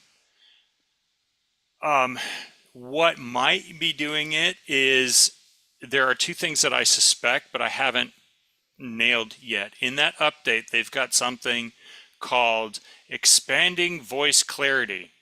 And deep down in the microphone settings, you can check this box on or off, okay? And what it does is it sends your audio out to AI, listens for background noise, takes out the background noise, and pumps through your voice as the output. So is that running in the background, listening all the time? And that's why it randomly opens up the mic in order to improve their service, like other software companies have done, maybe possibly. They also buried Copilot tentacles way deep into a lot of things. So that's where I'm looking right now. The first thing that I thought was, is this the Zoom global settings? Because I had updated Zoom client recently around that time too. So the first thing I did was let me go into general audio, Zoom settings. Did I hit a global key? So I'm touching something on my keyboard that's opening my mic up. I have ruled that out. I've ruled that out.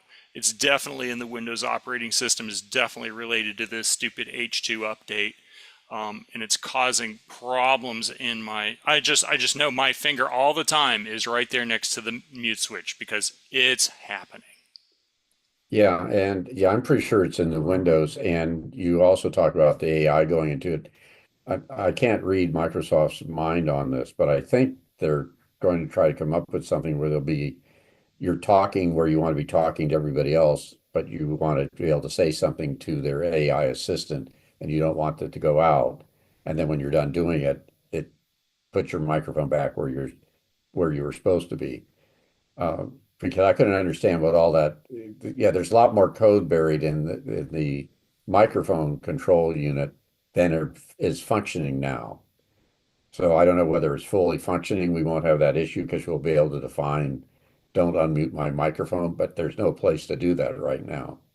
And they used to have, you're right, you know, in Cortana, back in Windows 10 days when they rolled that out, you could essentially tell Cortana, don't listen to me, or do listen to me, or listen to me when I do, and then specify a function. I haven't found that yet in Copilot. And of course, everyone has these large language models that they want to program and learn. So is there incentive to keep a microphone open all the time and just keep gathering data? Yeah, I mean, prove to me that there isn't. So anyway, if y'all have found a fix or are closer to one than I am, and if not, heads up, this is coming to your Zoom meetings. Jason, just a quick question. If you have a hard mute on your USB mic, does that open out automatically as well? It does, and that's exactly how I knew that it was opening up, because my flashing light would all of a sudden not be flashing, and I'm like, how did my microphone unmute? Yes, Robert, this is very surprising. But there were gremlins in the project that we did, Yeah, particularly with what we're doing with the state parks where we have kids, and we didn't anyway. Yes. yeah. The And only thing that I can think of, even if guys, you- because go ahead, Sorry, Robert. Mike, if I can just finish this. And even if you don't check the setting in Zoom that says they shouldn't be synchronized, it still happens. So it's coming from the operating system, and It's there's nothing from you the can do. operating system. Yeah, yep, absolutely.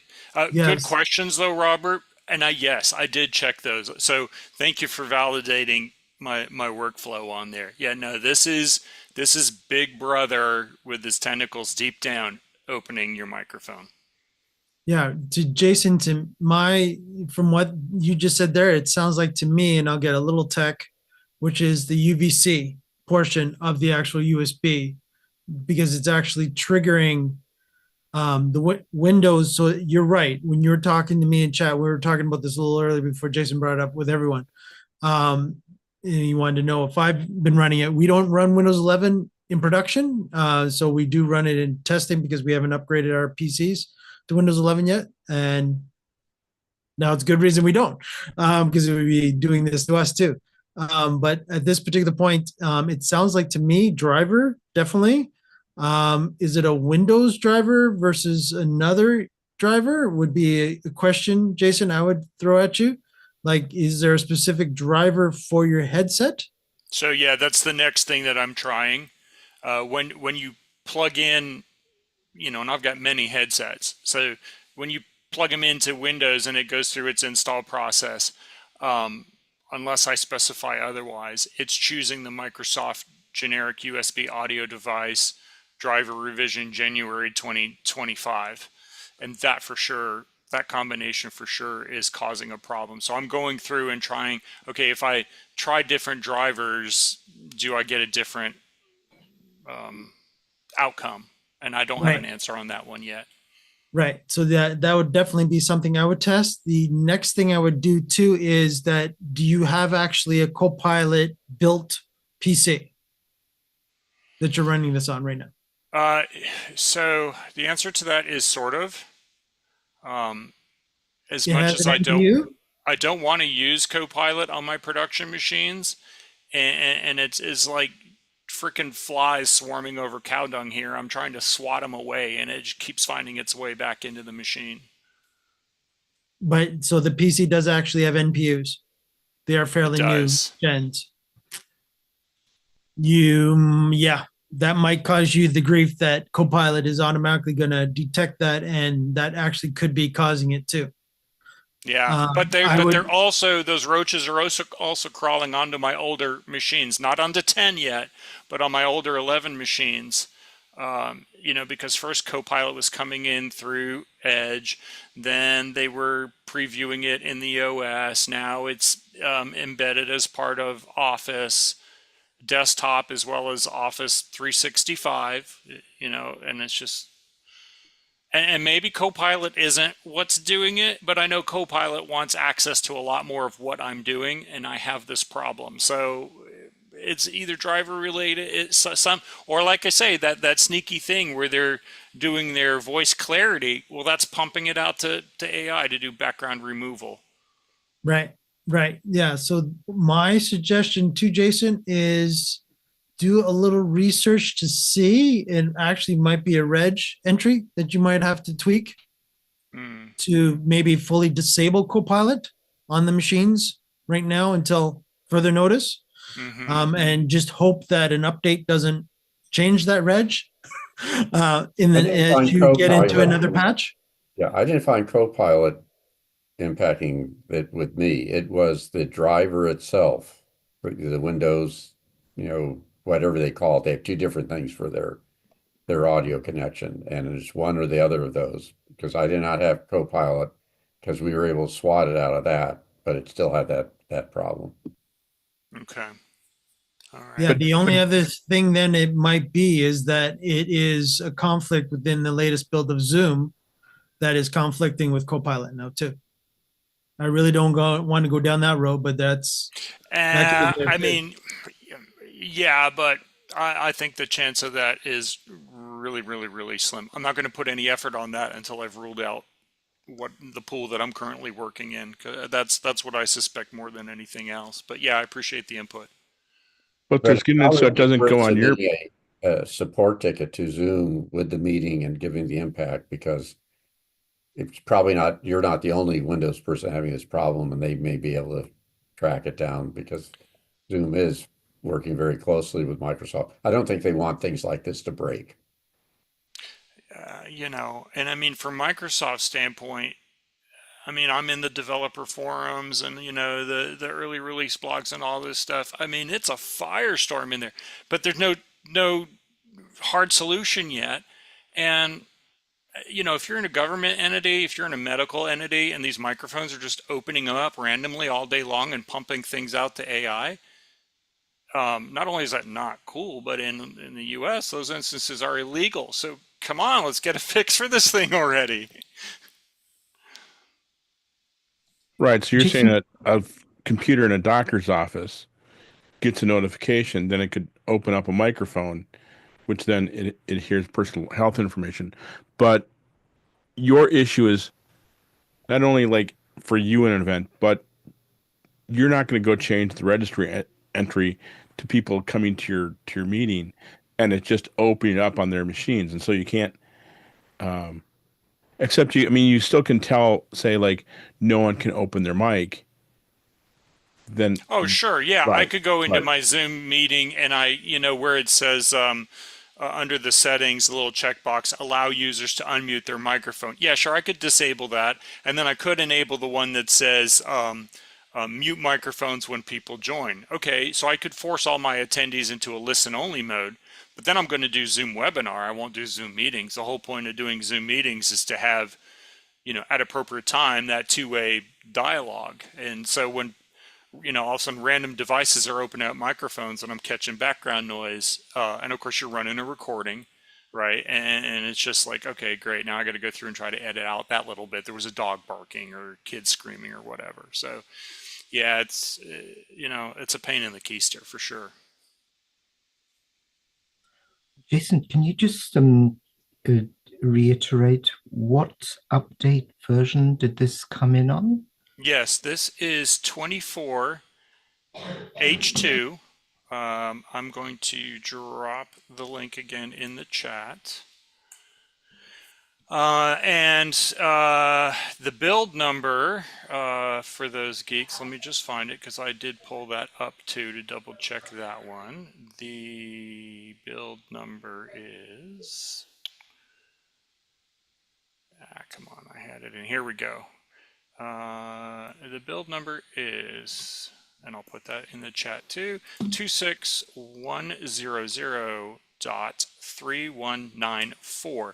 This H2 update originally came out end of December 2024. And like I say, I usually wait minimum of 30 days because, you know, typically what has happened in my experience, the first Tuesday of the month, Microsoft puts out an update, and then by the second Tuesday of the month, they have to push out a patch for the update. So I just waited and waited. Plus, in the preview, it said a lot of stuff with Copilot coming, and I was like, I don't want to be fighting this thing off over Christmas. I'll deal with it later.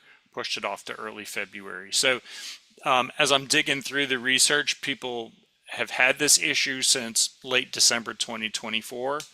And as John said, you know, now the option to ignore that update is no longer becoming an option anymore. And so now the problem's manifesting a lot in my meetings. Well, you've actually scared the living daylights out of me because we do a lot of interpretation for legal cases and negotiations where one party will want to shut off completely, agree upon something before they come back online. And this is like disaster. Yeah, you know, and back in the days when we used the analog connectors on our computer, you know, I just insert a dummy plug into the mic channel, right? Problem solved. Okay, but I mean, we all use USB now because of the options that it provides us when we're using external equipment, or just the quality of the sound is better than going through the analog port. But you know, now all my users are coming in, same thing. If you are not using the USB port, and Mike, I just thought about this too. I need to add this to the test bed. Will it cycle through? You know, okay, so my preferred device is not available. Will it go to the microphone built into my laptop? Does it go to the microphone built into the webcam? Does it might start cycling through. And Right. What if one of those drivers, one of those devices is enabled as a communications device, because that changes the function differently than a non-communications device in Windows. Yeah. Good one. Good one, Jason. You are not wrong, sir. That reminds me of the early days of Zoom, where if you had two cameras, for example, on your laptop and an external camera, and you lost your external camera, it would switch to the laptop camera, but it wouldn't switch to the laptop camera and have it off. It would switch in the same mode that the initial camera was on. So you should suddenly get all sorts of nasty things coming up because no one was expecting it. Yeah? Either the wrong people are in front of the camera, or you're looking at a completely inappropriate view, or whatever. This reminds me of that. Wow, this is scary.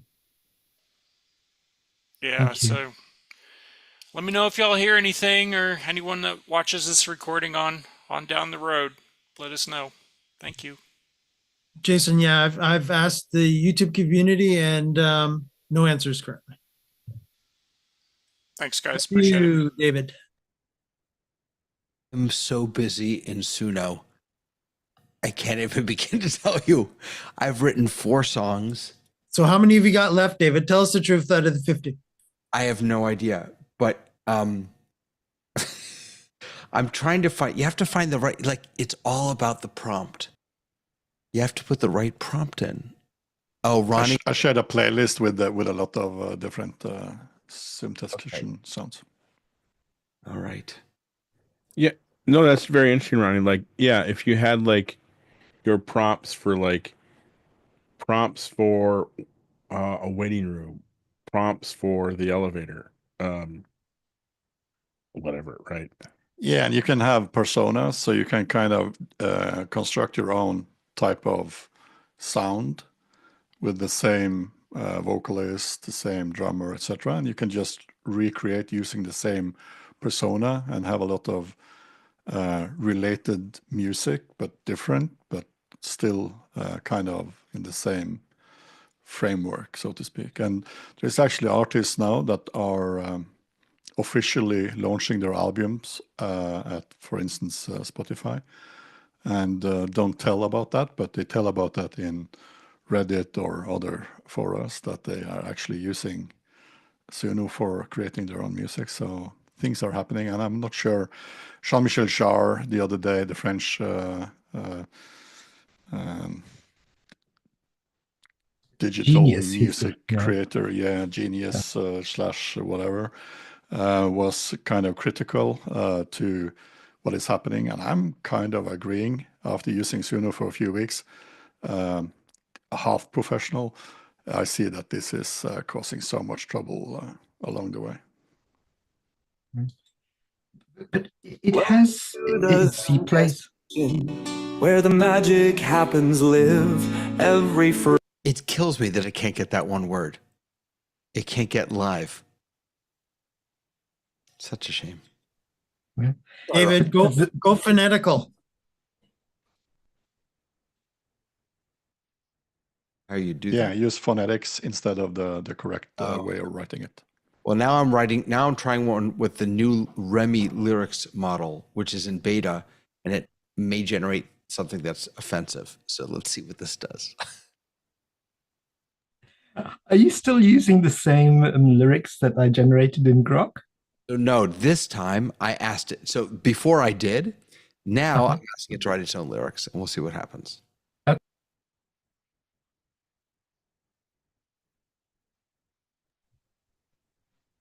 All right. I was going to say, David, yeah. Zoom test kitchen, lifting you higher. Yeah. Zoom test kitchen, lifting you higher.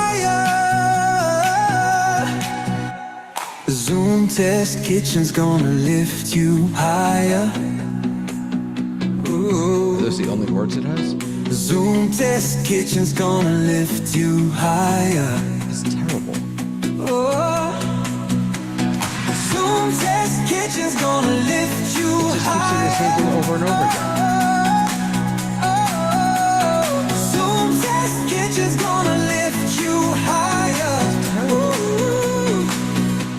Let that meeting. Okay. David, that's a Billboard Top 100, baby. Clearly, I don't know what I'm doing, and I should just leave this to Very radio friendly, David. what? I said that's very radio friendly, that version. Yeah, I did British pop. Throw in a boy. Oh, I was about to say, throw in a boy band, One Direction, or something like that. Oh wait, I went to get the playlist, and instead I copied the MS thing. Hold on. Yeah, so you can't instruct Suno to copy an artist, but you can ask it to a different type of genres. But you can also use generative AI like ChatGPT to describe, tell it to just stay away from using the artist or the record or the song name, and ask it to describe in details with tags that you can use in Suno for a given song, and you will have a description that is specifically to that song, and that can be used as input to Suno to create a song based on all those criteria. So there are ways of using AI against the AI. Right. Ronnie, is there the possibility that David, who does have a guitar and sings, to sing a song and then have his voice? Yeah, and you can have something Suno like that. inputting either That's great. bass walk or drums or whatever. All right, hold on a second. Zoom test in, get your raving tweak. Tricks and tips, come take a peek. From audio to video, we innovate. What? Okay. Oh, hello.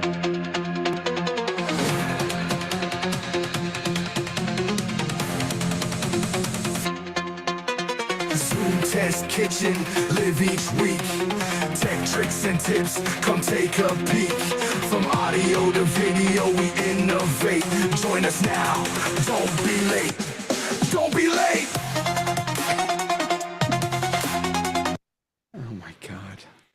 What Oh my happens goodness, if I'm David. late? I know. Terrifying. David's got a new toy. You're going to end up not sleeping for the next couple of weeks now. Just terrifying. Oh yeah, this I like. You know what's interesting? Oh wait, now here are some. Welcome to These are the words you put in. where the magic happens live. Every Friday we're on air testing tech. Eric, Dua Lipa. To its What's her name? Do a what? Dua Lipa? Dua Lipa. There we go. Thank you. Yes. Just don't put Natalie Portman rap, because if you watch Saturday Night Live, you know it's. But The no, tech show, it should be in the style of Devo. All right. I think we need to do a country western love song myself. This is so dangerous. Can I make everyone's giving their suggestions, so I'll make mine. Harry Mack. Let me wrap it. Harry Mack.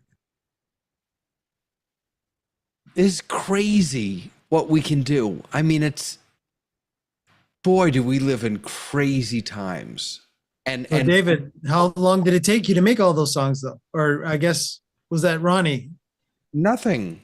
Like, yeah, it was Ronnie in the past. It's 20 seconds. Yeah. I mean, and then when you use AI to build AI, wow. well, as someone said, like, David, since you play and sing, could you be playing and singing? Just, you're testing, you're fooling around, and just having the AI listen to you. So instead of like, listen to this, and now can you conform? You can upload audio.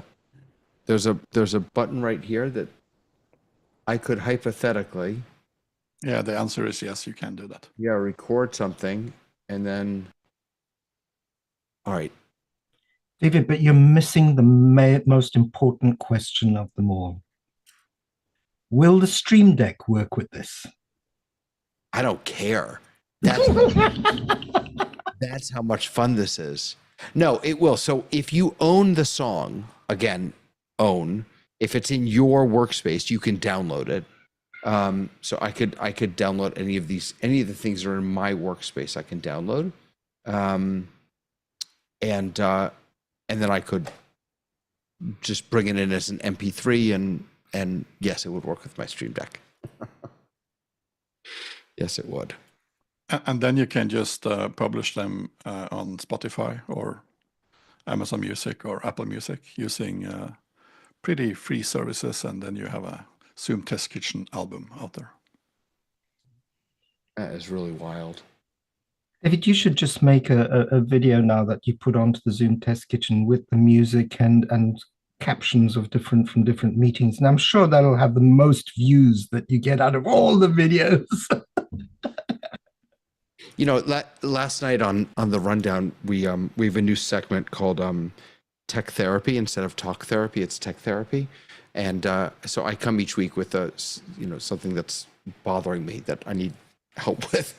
And so last night it was feeling guilty about how much I use ChatGPT. And Sky said something really fascinating. He said that we should think about using these tools for creating text, or in this case, music. But for text, he said, you should think about that as the new typewriter. Right. So when we were writing with rocks on rocks, and then we invented the pencil, and then we invented the pen, and then we invented the typewriter, then we invented the computer, then we invented touch typing, and now ChatGPT it's the typewriter of the 21st century. And I'd never thought of it that way. And it's a fascinating way to think about these technological tools that I'm still deciding what to put out. What I could type in my computer, but it doesn't leave. I don't send it. It doesn't represent me until I make that decision, until I make that choice. And the same thing is true with ChatGPT or with any of these other tools. Sorry, Ronnie, go ahead. We've really left Zoom, by the way. I apologize for anyone. Yeah, and I'm trying to get back into Zoom now. So the other day we had this conference with like 10 to 15 minutes presentations, and what we were actually, and we also utilized a few Zoom functionalities as well. So that was the Zoom part. And me and my colleagues started discussing, what if we could just pipe the audio into ChatGPT, transcribe or using the Whisper to transcribe it, have ChatGPT make a kind of a summary, and then make a lyric that we could then pipe into Zuno, and then create pause music that we start to fade in when the last presenter is leaving the stage, that actually have songs summarize the three presentations we just saw on stage. So we are thinking creatively to just, and of course have Sora create graphics that goes with this, and instead of the boring what's up next after the lunch break or whatever. So creating new stuff, and that can also be piped into Zoom just to have this related to Zoom. Jason, go ahead. Ronnie, have you experimented with Claude versus ChatGPT or found any differences by using a different engine?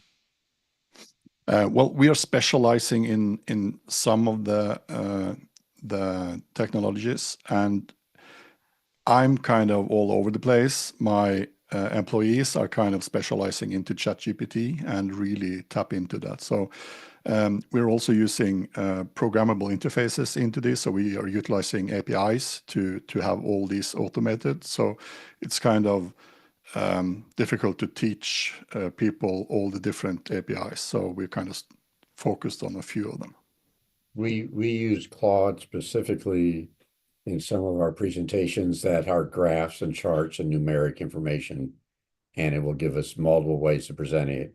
Because most people, if you read the tough books, most people don't know how to visualize data, and Claude really does help you do that.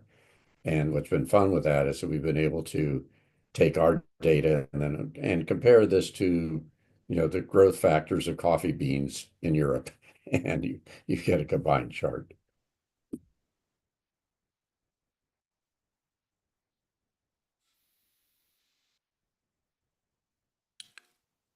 Anything else coming up? Anything else we never even got into the release notes. By the way, Mike, I don't know if you saw, I will start the meeting next week, but I can't be here because I'll be on an airplane. Actually, maybe I could. Can you join a Zoom from an airplane? Internet is internet.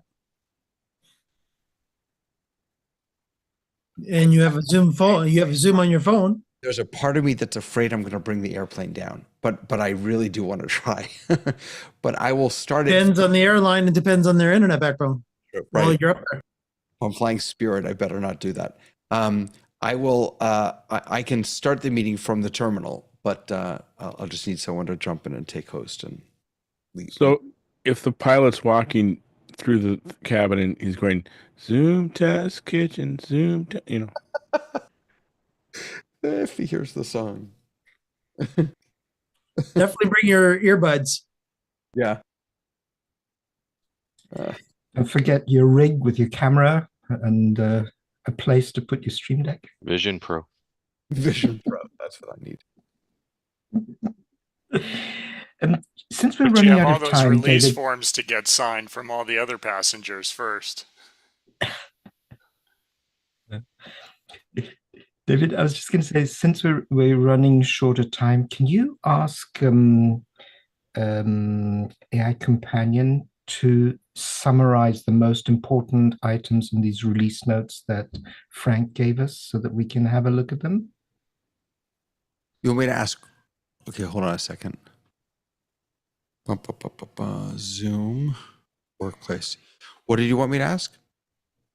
In AI Companion to summarize the release notes, and the link is right at the beginning of the chat because Frank put it in. It's the first entry.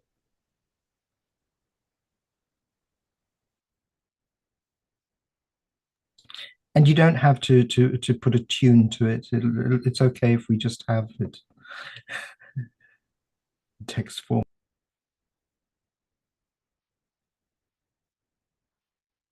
I'm afraid that all summaries in Office meetings from now on will actually be embedded in a song.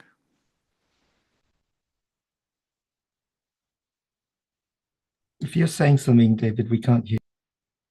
Sorry. It did it, but it gave us, I'm looking at the link. So interesting. It summarized the January 27th.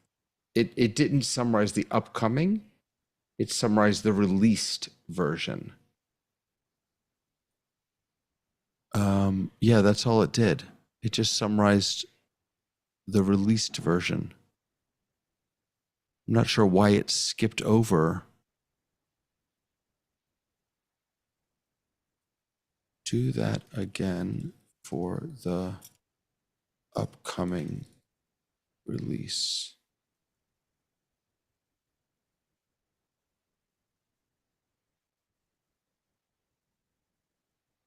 The upcoming release. Okay, now it did it. Okay. So here, let me copy this and I'll pop it in the chat for everyone, and then I can just so other people can hear it. So that's what I got. It's scheduled for February 17th. The version will include updates across multiple platforms, key features, AI Companion 2.0. It didn't tell us anything about what it's actually updating about. That improved team chat sidebar, that's not in this one. User can send contact requests with pre-film. This is all old. This is not what's in the release notes. Maybe you just need to copy and paste the release notes. Well, again, I just have to say, like that, this makes me angry. Like I'm sorry, it does. It's really frustrating that Zoom can't, it doesn't even have access to its own information, for goodness sakes. And by the way, you can't copy the release notes. Frank can tell you why, but I'll tell you also because of the stupid table that they're in. Hate them. Yep. Yeah. So that's a no-go on the Maybe AI companion doesn't know how to pass that table properly. Right. Right. God, that's just I don't understand that. I really don't. I'm not sure why it makes me so upset, but I just don't understand how can something not interface with your if you're, someone said I was in a conference a couple weeks ago and someone said if you give an assessment, a school assessment to an AI and it can take it and pass it, that assessment probably wasn't worth giving. And I love that takeaway. But relating it to this, if you create if you create a table that your own AI can't even read or understand, likelihood is no one else is going to be able to read it or understand it also either.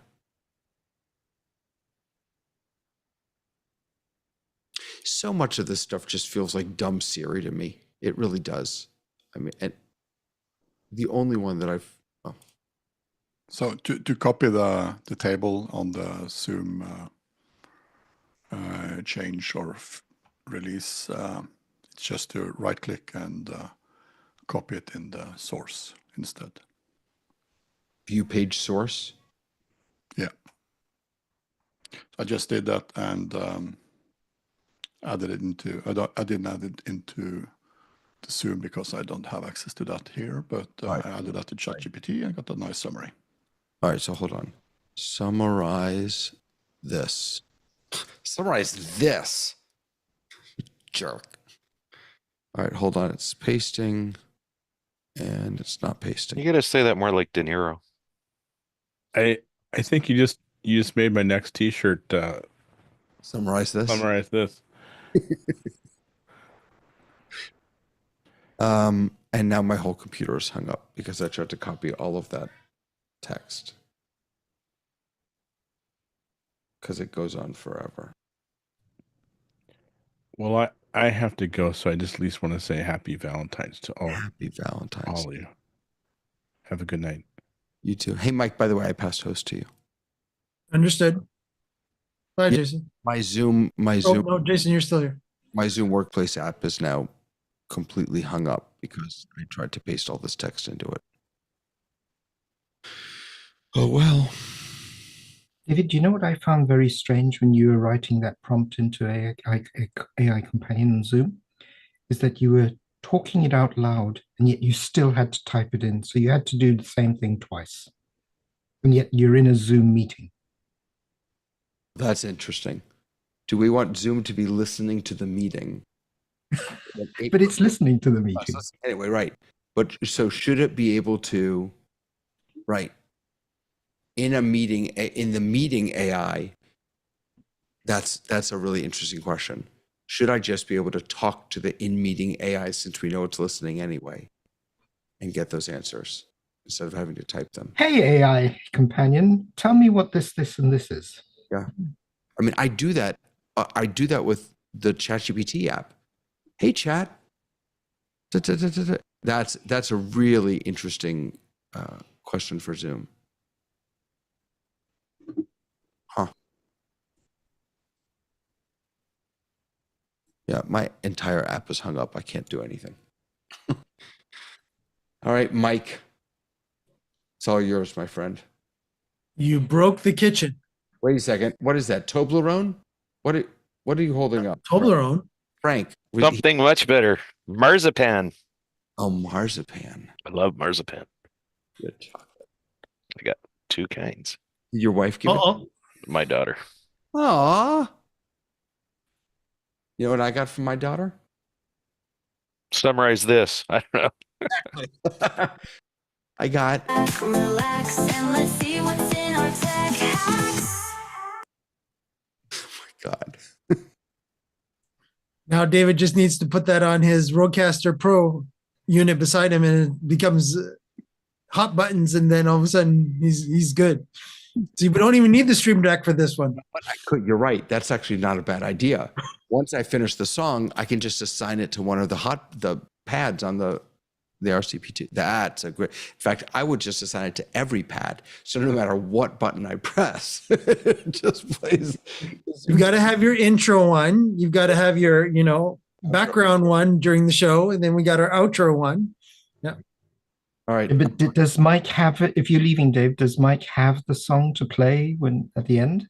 Well, no, but he has Ronnie's, so you can play Ronnie. Mine are terrible so far. I have to tweak it to work on. But I do have to. Don't go yet. Don't go yet. Frank's going to give you a piece of marzipan. Oh, thank you.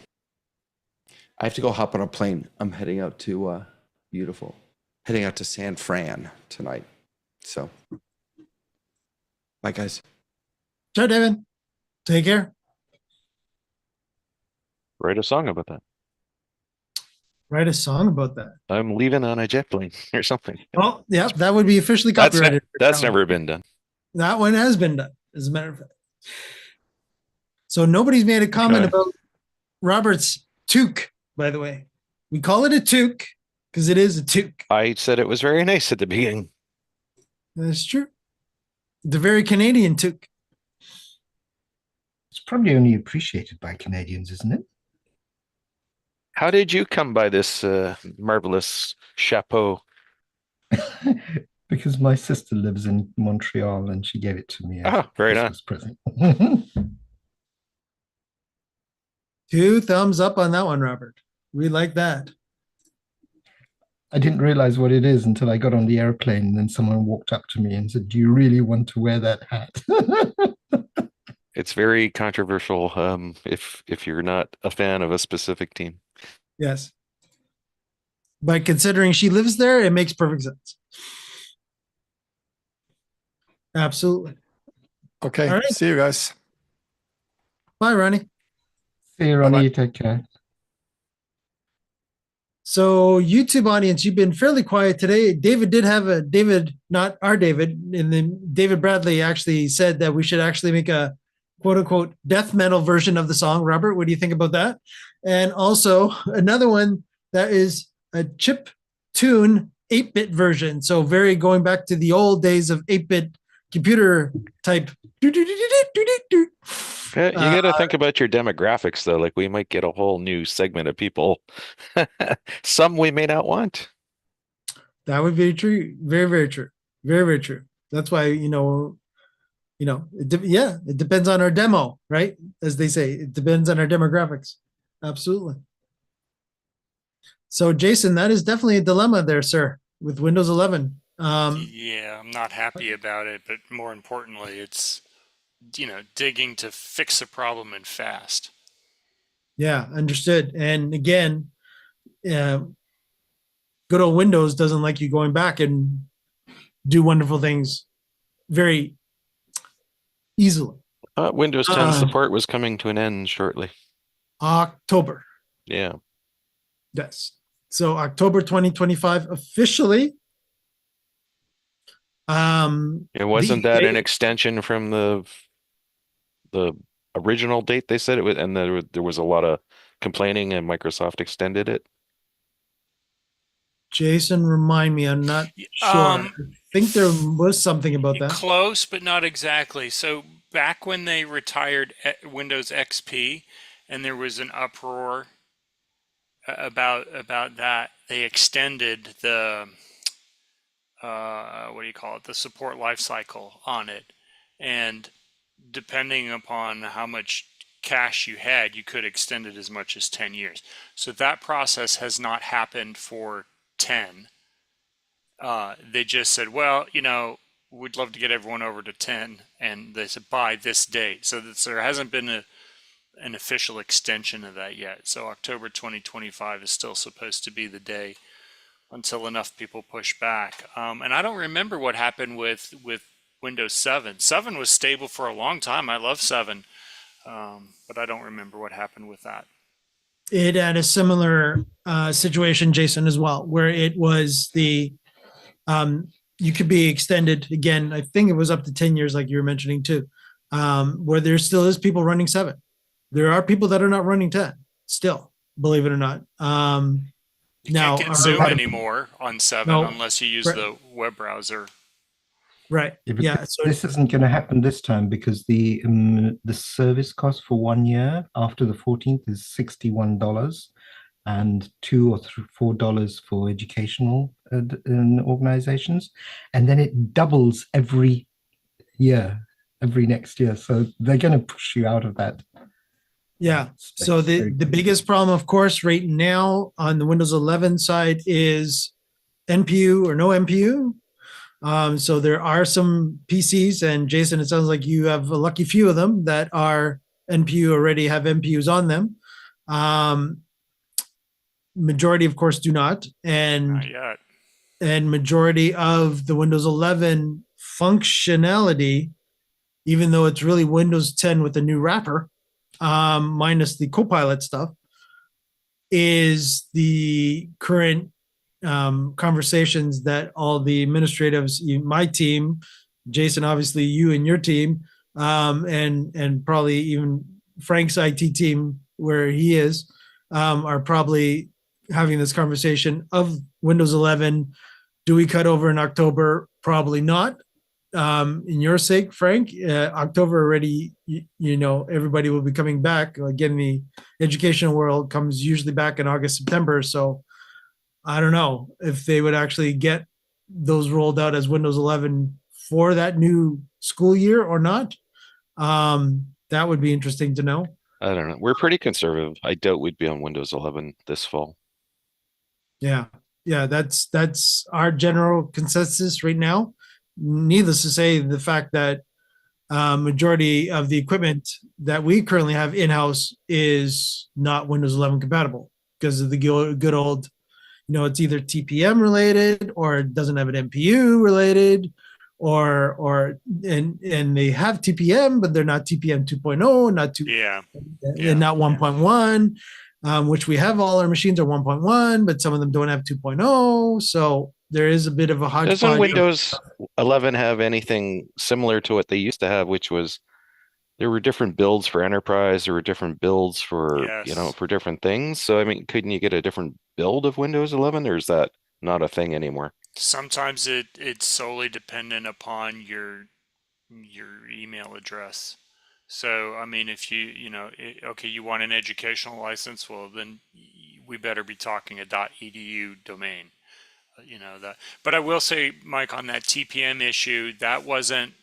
It was a problem for us, but it wasn't a hard problem to solve. There's enough information out there on the internet where you can go down into the settings and tickle the little toggle switches to Right. to have 7, 10, and 11 all see each other on the same network and still decide file sharing permissions, whether you can grab stuff off the other one or just view only or go in there and change it. It took a little bit of tweaking, but wasn't a hard problem to solve. Right. Yeah. Again, it comes down to what can you live without, and eventually, again, Microsoft is gonna push that, because again, the big push is in the, if you listen to the industry, the rumors that are out there is that Microsoft is trying to help all the PC manufacturers to get everyone to ditch all their old machines and get all these new machines, because the PC market has sort of been stagnant ever since COVID. That's one rumor Well, that's out there. There's variations of that, of course. its big thing is that they spent well north of $1 billion into Chat GPT, which is what is running Copilot. They wrote a check out to OpenAI, so that's why they're embedding it on their stuff. And then of course they want to incentivize hardware manufacturers to make machines that run it well, and that it's mutually beneficial. So these NPUs, they're sending stuff back to the mothership, no question about it. Yeah, I know. I mean, what do you do? Go to a Linux machine and a Tor browser. And I could lock down everything and put myself in a little hut and be fine. But what about the thousands of people that are coming to my Zoom meetings? That are using generic off-the-shelf machines that they bought at Amazon or whatever Best Buy or whatever electronic store they have in their country. So yeah, that's why we keep a couple of those machines, off the shelf machines, and say, okay, what's going on the generic side? So anyway, yeah, it's not fun, but we'll figure it out, I guess. Have you put in a support request for Zoom so they're aware of the issue? I haven't yet to Zoom. I have through Microsoft. I mean, I really feel convinced that this issue is on Microsoft's Oh, side. I agree with you, but I'm just thinking, maybe Zoom can do something to counteract that. Maybe, but what I can tell you is, if David was frustrated about Zoom AI, which I don't know what engine they are using, who they bought or partnered with, but anyway, what I could tell you with Microsoft is, they're just giving the boilerplate. Oh, sorry, you're experiencing a problem. Did you change your driver? Yeah. And it's Unless not you have a because support contract worth a lot of money, you're not going to get much of a response from Microsoft. that's one of the issues. But even going higher than that, the other issue is in this build. Microsoft is so big; they've got so many teams, and the teams don't talk to each other. So you've got whatever the Copilot people did, and then they threw that into the build, and then whatever the Sonic enhancement people did, and they threw that into the build, and then there were a couple other things that were thrown into the build. Okay, so then when you ask the question, "Hey guys, now my microphone is randomly unmuting. What's the problem?"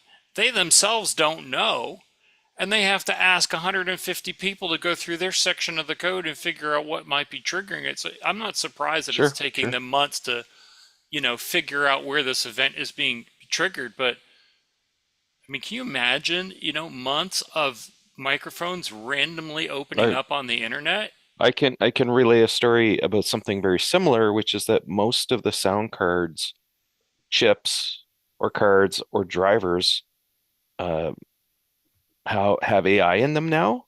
and most of them do automatic noise reduction, which competes with Zoom's noise reduction.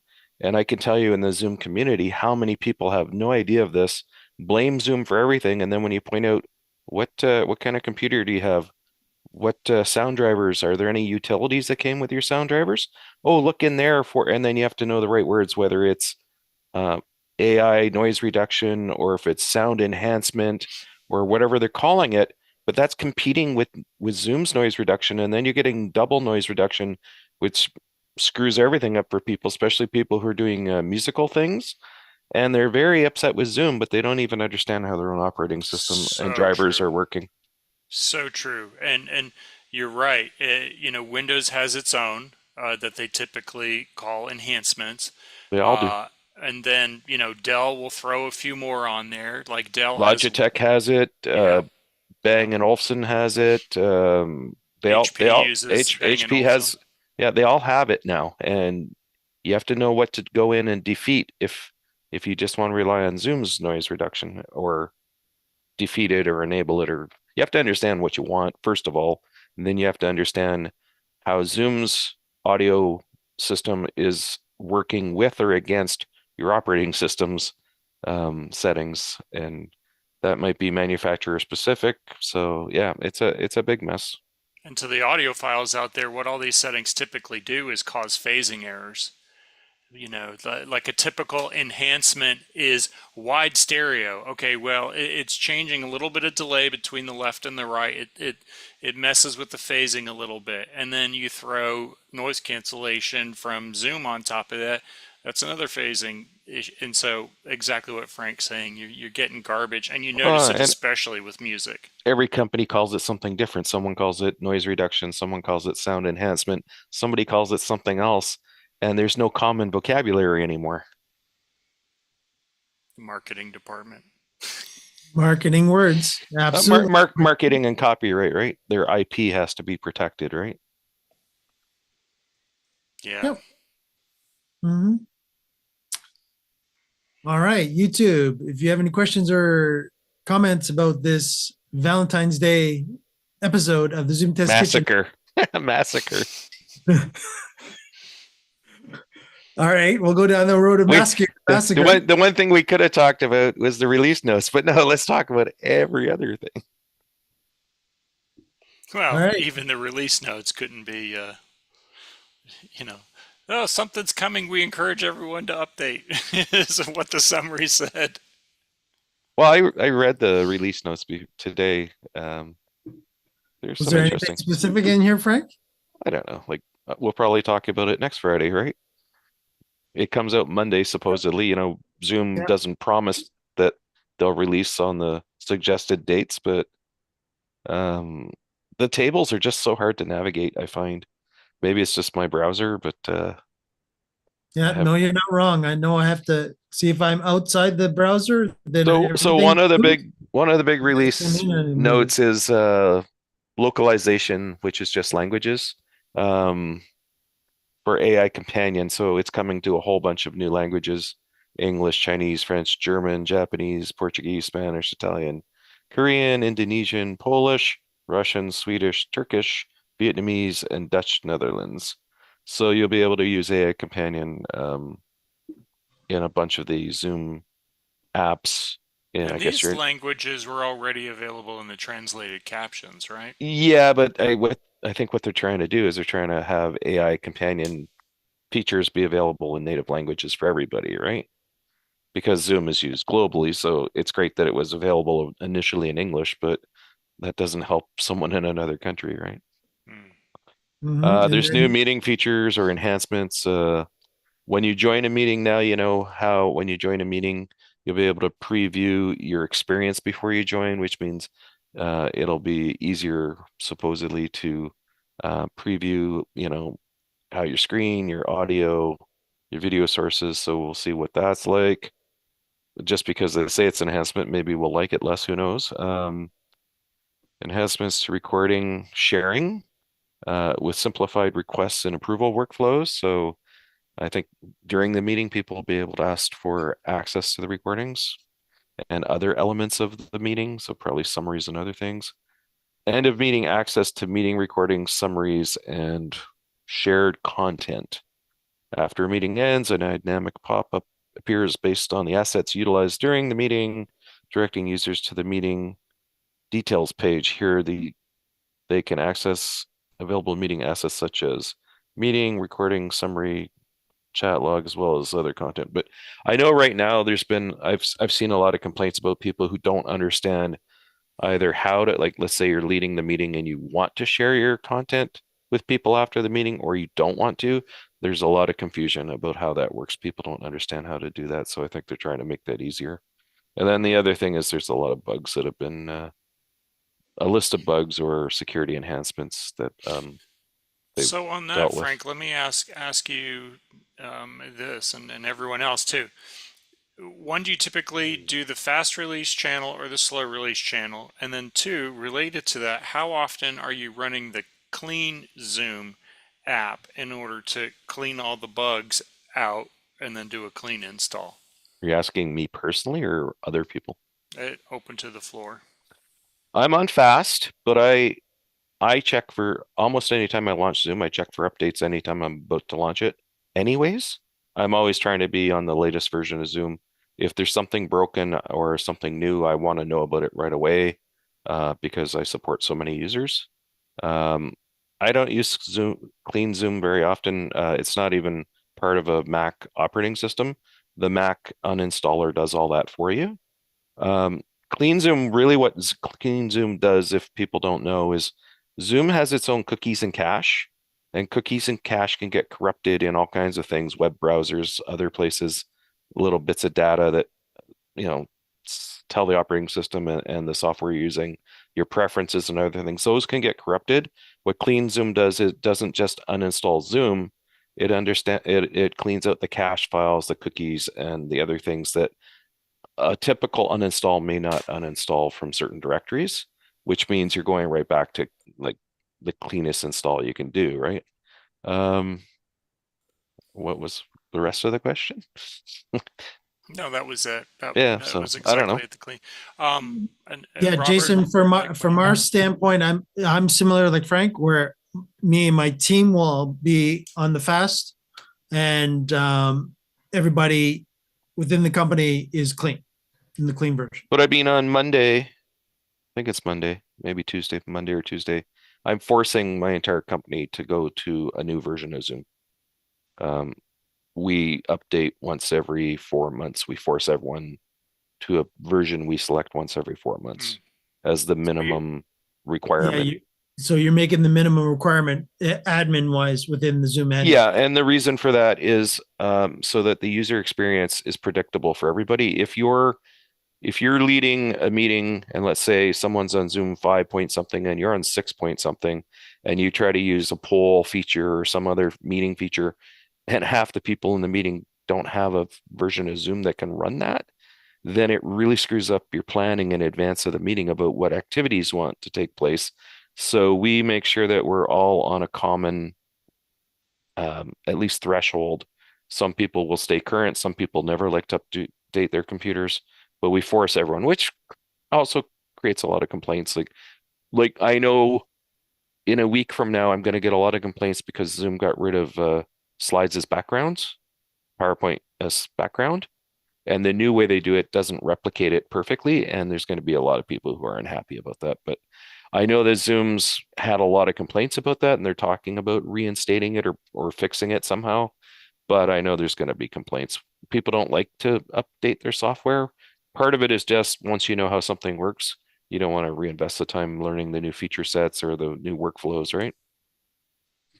Frank, I'm curious what you guys feel is a fair version to be at, considering what the latest is. We're usually pretty close to the latest version when we update because then we have to wait 4 months before we can do it again. Unless there's a security reason where Zoom announces like there's a vulnerability or something, then we might do an ad hoc forced update for everybody. That's kind of the same But what we do. the first day that people turn on Zoom, some people won't turn on Zoom for the next 2-3 weeks. And they'll go to start their meeting and the meeting will start late because Zoom will say, "Oh, you can't join the meeting till you upgrade."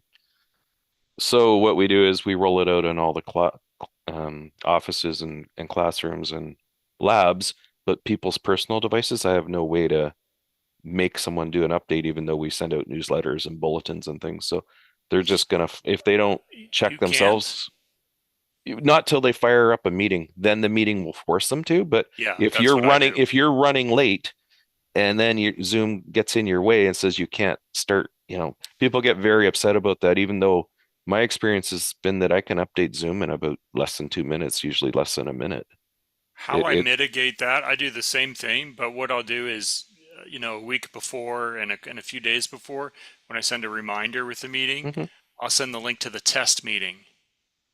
And so when you go to the test meeting, if you forced, must have version, whatever you've chosen in that Yep. list of Yep. okay, then it will trigger the force then. And so if people have bothered to go to the test meeting to check out if their device is going to work in the meeting, then they're not, My experiencing problem that is when they're people trying to get don't in. read.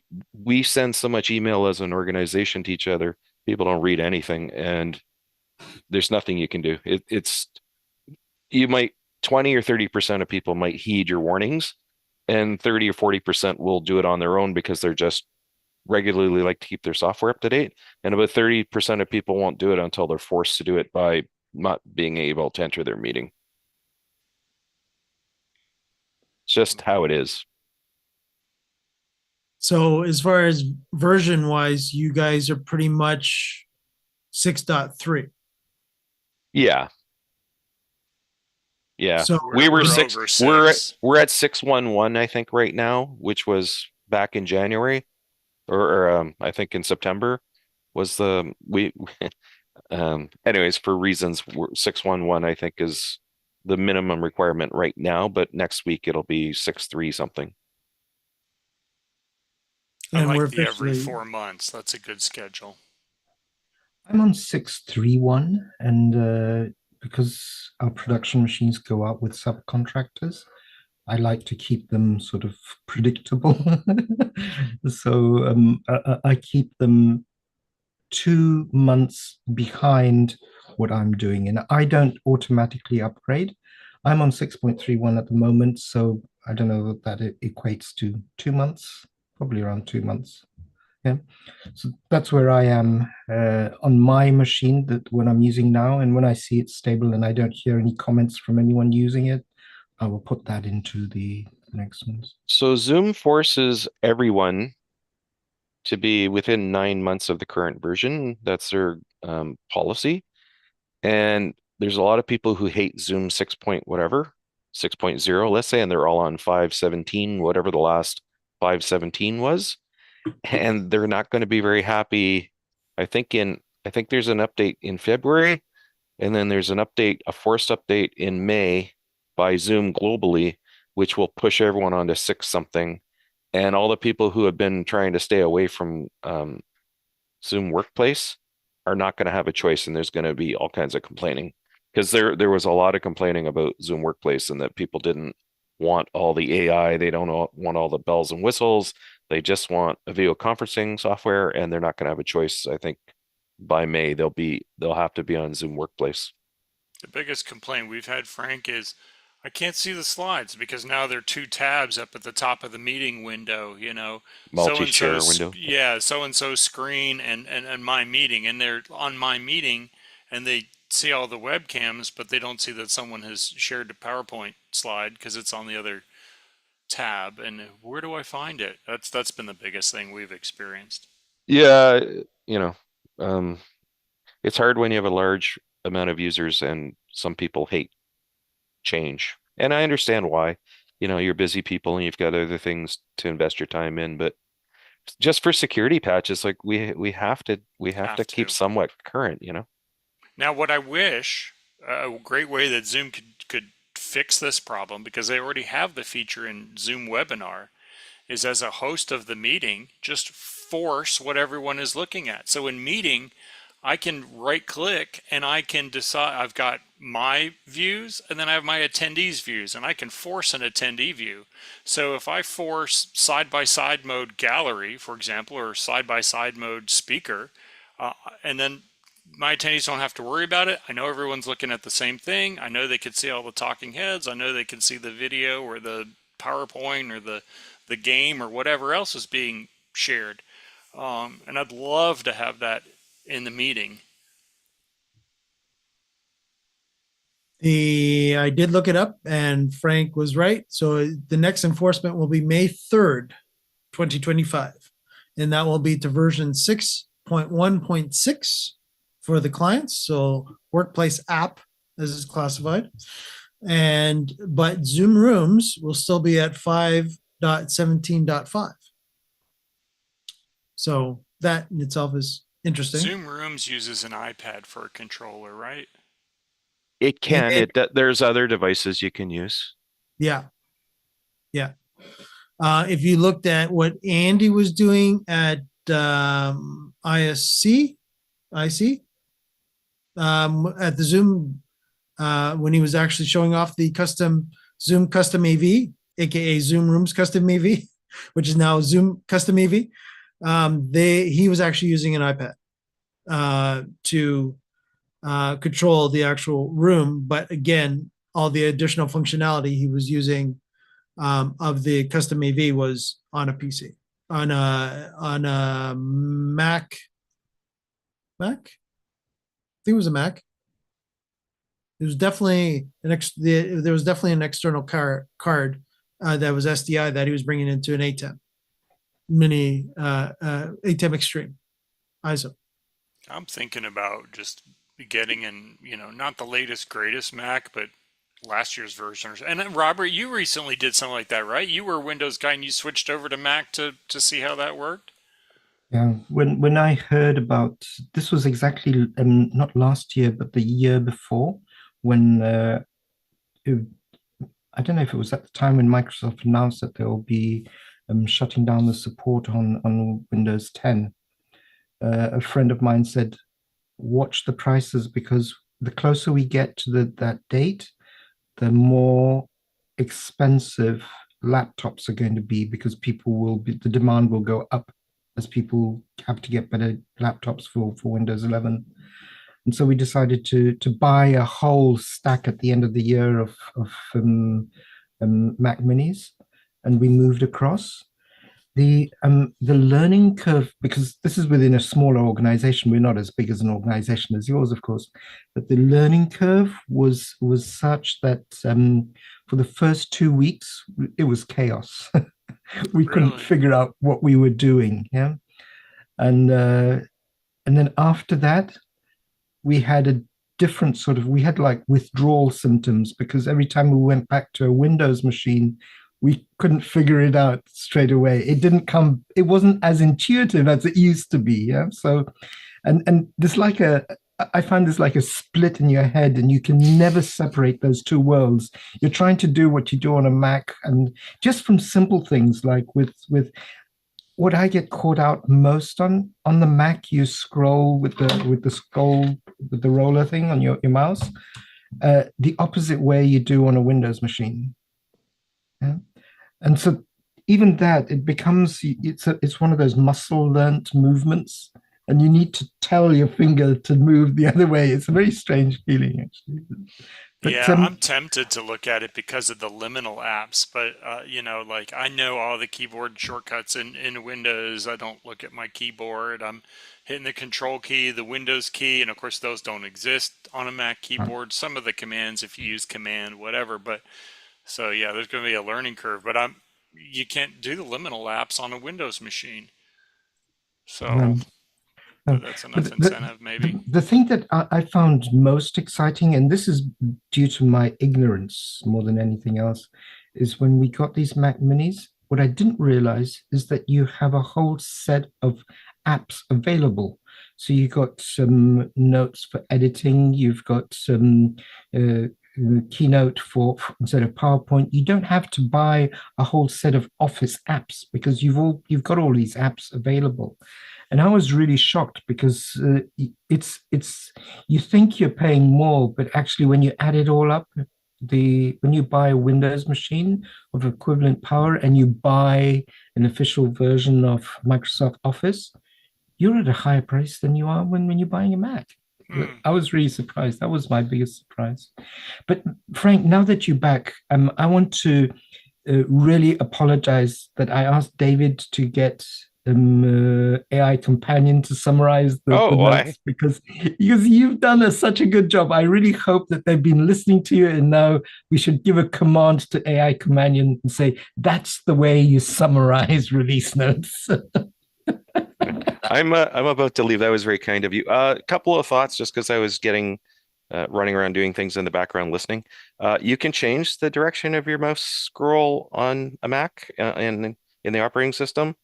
I don't like the way Mac changed it about 2 or 3 versions of the operating system. I have it the way you probably like it. You go into your system preferences, mouse. It's called natural scroll, or I think natural scroll or natural direction. You just change that.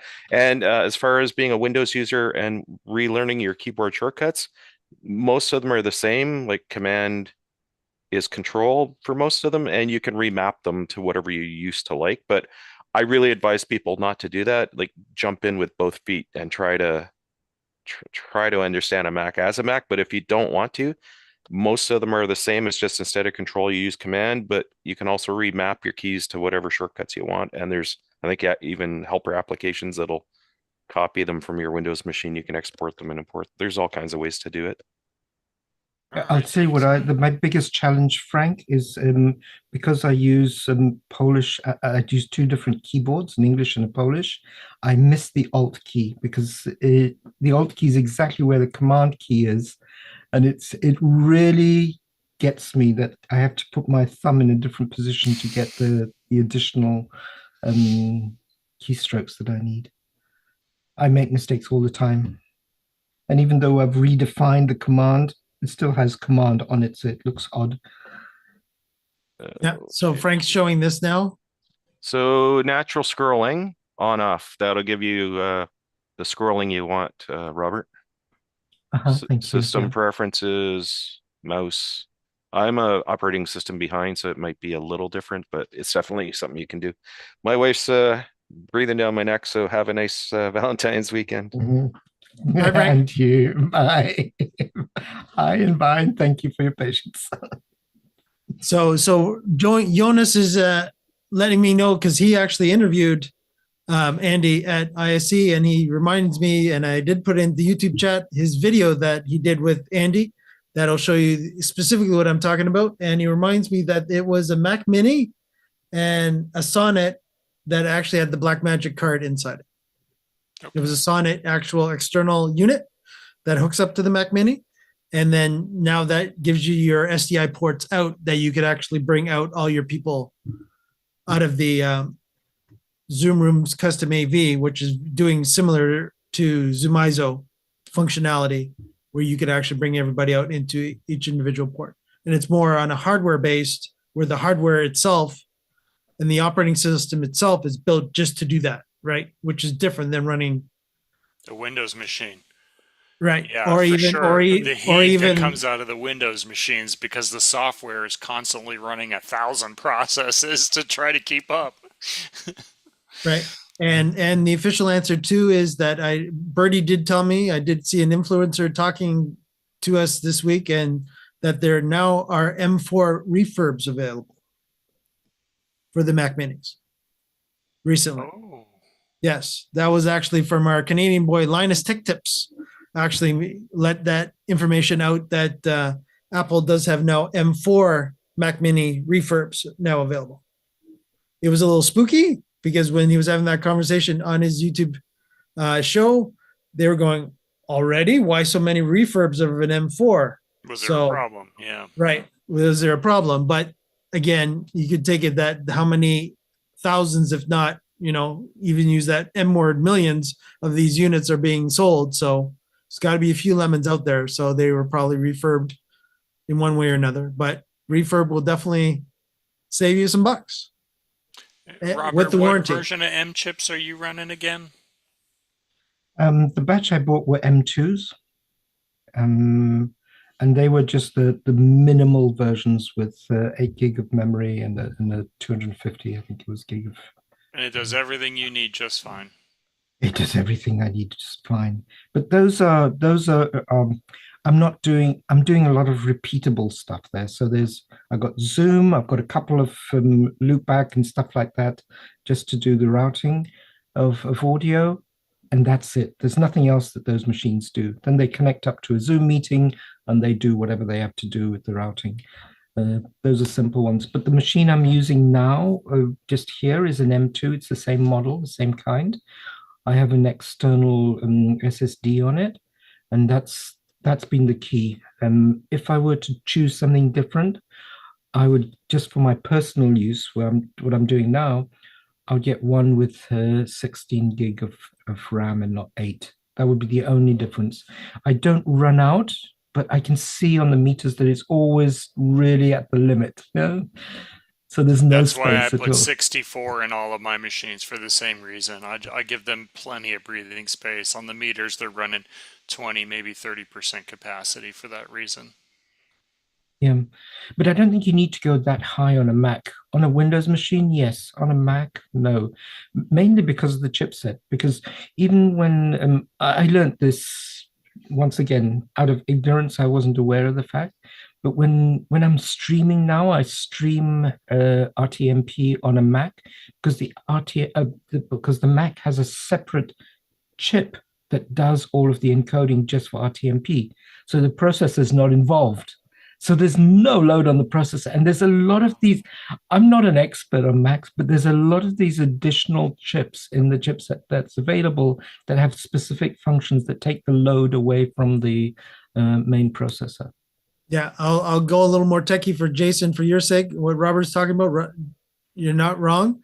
Basically, what it is believe it or not, they've actually put the GPU inside the actual M2 in their M chips. So the GPU itself, you can almost think of it as an integrated chip, as an integrated GPU, but it would be at the equivalent of an NVIDIA GPU within an Intel. Instead of it being an Intel integrated, it'd be like an NVIDIA integrated in an Intel chip. So a multi-core Brain-wise. with a GPU in there. Right. So basically, they've taken the technology of that and them together, and that's why Liminal can do so well with the apps, because he was writing it to the specific M1, the M series chips, right? And it's utilizing all the calls of the GPU and such from it. And might have actually Ron is asking, and this is over to you, Robert, for that. He says, I'm thinking of getting a Mac just for Liminal. Is it worth it? Absolutely, 100%. But I get out of an M2, sorry, an M2 Pro. I can get 8 full HD feeds coming out of Zoom ISO, out of that machine. So it does a lot. It does a hell of a lot. And the beauty about those is I also do my ISO recordings on one of those machines. When I was doing ISO recordings, and I've had this discussion with Mike a lot on vMix, on a Windows thing, I used to die. The thing would just grind to a halt. And initially we thought it was something to do with NDI, because Zoom ISO was sending the different channels over NDI to vMix. But when we moved and tried getting Zoom directly into vMix, exactly the same happened. So it wasn't the NDI. It's the way the Windows machine works, I guess. Yeah, again, what it's utilizing so much is the GPU, right? Robert's got a half decent NVIDIA GPU in that vMix machine that he has as well. It was not a cheap, and he actually went dual on me. Yeah, okay. And again, your mileage will vary when it comes to vMix too. As long as it understands that there's dual there, then it's good. Sometimes it doesn't, so your mileage will vary. Yeah, but that's what I was wondering. But yeah, when it comes to bringing in the actual ISO channels right now on Windows, vMix would be the leader, as long as you don't start pushing the limits of things. Because again, what unfortunately is the problem is that the amount of RAM on the GPU of an NVIDIA Is now becomes a lower. bottleneck, Mm-hmm. right? Because it will Yeah. start to peak out. Then it's going to start going, okay, I'm now running out of resources here. Guess where I have to steal from? Now I'm going after RAM, right? So I'm going after the RAM on the machine to start now, because again, it's got 16 internal, but then it also allocates X, like 8 gig external. Let's say you've got a lot of gig in the actual, on the motherboard itself. It'll start going after that. And that is just as bad as a hard drive that's doing swap, Access. Yeah. Yeah. right? And I think that's what's going on. Yeah, because, and I'm going to try. I haven't tried to go into vMix and specify it to use the GPU on all my laptops. We're running Windows, minimum Intel i7 chips. All of them have an NVIDIA GPU on them. All of them have got 64 gig RAM.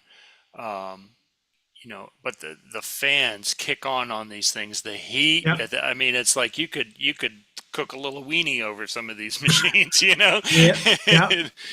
No So, fooling. yeah. No fooling. And so maybe if I throw it dedicated to the GPU as opposed to, I think I'll have to go and check. I think most of them are set like automatically decide or something like that. Yeah. But probably the real answer is based off what Robert tells me, is just bite the bullet, buy a freaking Mac and do that. Yeah. The And if the you only do word want, of caution, go ahead, Robert. the only word of caution I'd have with buying the Mac, I made this mistake, is I bought two, because I do editing as well. We've got DaVinci Resolve running on those Macs as well. I bought two 4K Samsung monitors, big monitors, to do my video editing. And that was a mistake on my side. I don't know how to explain this properly, but Macs will work with a 2K or a 5K. Yeah. And if you get a 4K, what it actually has to do, it has to do something that takes the 2K resolution and upgrade it into 4K just to I don't understand this. I can't explain it properly. No, I know what you mean. But I find when I drop them down, I've actually dropped the 4K monitors down to 2K on the Macs, and the improvement in speed and it's just amazing. I believe it. Yeah, because it's not trying to upscale. Right. Yeah. And again, it's all related to what is that video card handling, right? And again, of course, Apple wants you to buy their monitors. Of course they do. So, and again, as soon as we break that mold of, like Robert has, going after Samsung or such like that, again, it all depends on and this is the other fun stuff, is good old EDID comes into play, which is the electronic device ID. So basically, if the monitor says I'm this, and Mac goes, I have no idea what that is. I have no idea what resolution that is. I'm going to guess. And that's when Robert was having the Mac was probably guessing. And then it was going, okay, so for me to guess, I'm going to transcode on the fly, for using a bad terminology, upscale on the fly to one resolution that I understand. I don't care if you can handle it or not, monitor. I'm going to send it to you anyways, and you do with it whatever you want. Right. And that's where Robert was bringing that into. And that basically, until he forced the monitor or chose one of the monitor choices that the monitor for sure will handle, which is the 2K, then and only then he had to force it instead of telling the Mac to guess, because the Mac was guessing wrong. Robert, do you do 2K because your video editing clients require that, or is this video editing that you're doing strictly for a Zoom meeting?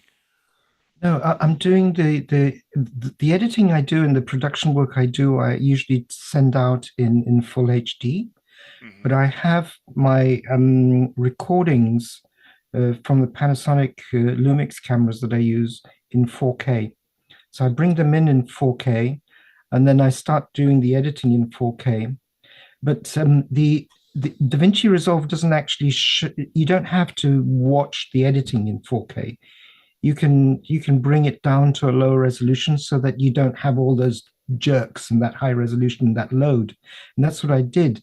But even then, when I brought the Mac down to 2K with the monitors, the difference between 2K and 4K was like this and that. I believe it. Yeah. I believe it. Yeah. That makes sense. I don't understand the technicalities of it, but that's the the experience I had with. On all of our Zoom rigs, everything is forced to 1080 because that's the maximum that Zoom will allow. So our monitors 1080, everything 16:9. You get these 16:10 laptops in. Nope, I force them down to 16:9. You deal with the black bar at the top. I don't care. For those very reasons, I want everything from inputs and outputs to look the same across all the wires. Because ultimately, going out to Zoom, it's going to be 1080. If you're lucky, somebody joins in an iPad and it pulls it down to 720. Okay, so, why have 4K stuff unless, now we do have a couple of 4K and 6K cameras, but that's stuff where we're going out where we have to put a camera way at the back of a hall somewhere and, the speaker wants a tight shot. Like, I should be able to tell the color of his eyes. Okay, well, I could put a big lens on there, but having a 6K camera also helps because then you can digitally pull that in, But then we're doing that editing on different machines offline, and then the product, we'll say, okay, we'll force it down to 1080 if it gets pushed out on SimulLive, something like that. But otherwise, everything forces 1080. Yeah, but there are events that I will actually record on an ATEM Mini Pro ISO. And the only reason I do that is that I get the recordings in a format that I can throw straight into DaVinci Resolve. And I get the output feed as the main feed. And when I watch that, and if I see there's something wrong, I have all of the other feeds synced perfectly. And I just grab a piece, pull it down, I like that. and replace it, and it goes, and it makes your editing work so much quicker. Do you use an external clock? How do you get them all lined up? The ATEM does it for you. The ATEM does it for you. The ATEM puts it on the time clock on its own. The ATEM actually has a bit of a time clock in it, and when it saves the actual project file to the USB that's hooked up to it externally, it'll save everything in sync. So basically, you just have to bring in the project into the DaVinci Resolve, and it just starts to populate everything. I like that. I chose an OC as opposed to an ATEM because at the time that I was making the decisions, the audio latency through ATEM was really bothering me, and that doesn't exist in an OC. So I'm not having to do all kinds of funky wire signal flow to make sure that my audio is in sync with the video. You just plug everything straight in, and it's fine. But then I'm running into a clock issue if I'm running multiple sources and I want to drop them into my non-linear editor. So unfortunately, the ATEM has never had an out of sync issue. It's if you're using going to the actual ATEM software and actually making sure that your HDMI source that you're bringing in the ATEM, you actually are making doing the clap test. Yeah, and then dialing it down. Yeah. That's you guys have seen me for months now. I'm in an ATEM Mini Pro right now. I'm in sync, and I'm using an external audio mixer. So it's not that the ATEM couldn't do it. It always did do it, but nobody were properly educated, and it unfortunately is buried in their manual how to fix that, because it's good old, it's not ATEM's fault, and it's not the signal flow's fault. It's the HDMI itself. Fault, because it's the one that actually puts the sync out because of the HDMI technology. And they had to go, if they wanted the ATEMs to be so cheap as they are, that's why they had HDMI ports initially. And now if you're in the SDI world, sync disappears. The sync problem actually then becomes more if you're actually converting from SDI to HDMI, because then your sync is going to run into the same situation too. Right now, the camera that I'm looking at you guys with now is an SDI camera. but I'm out of sync because of the SDI to HDMI converter, which is still Blackmagic, but it's still that HDMI technology that is putting me audio and video wise that much out of sync, where I have to delay the audio. Okay. So it's in there. It's not hard to find. It's at the very, very top of each HDMI port. And Robert, you've done that already, obviously, because you would have madness too.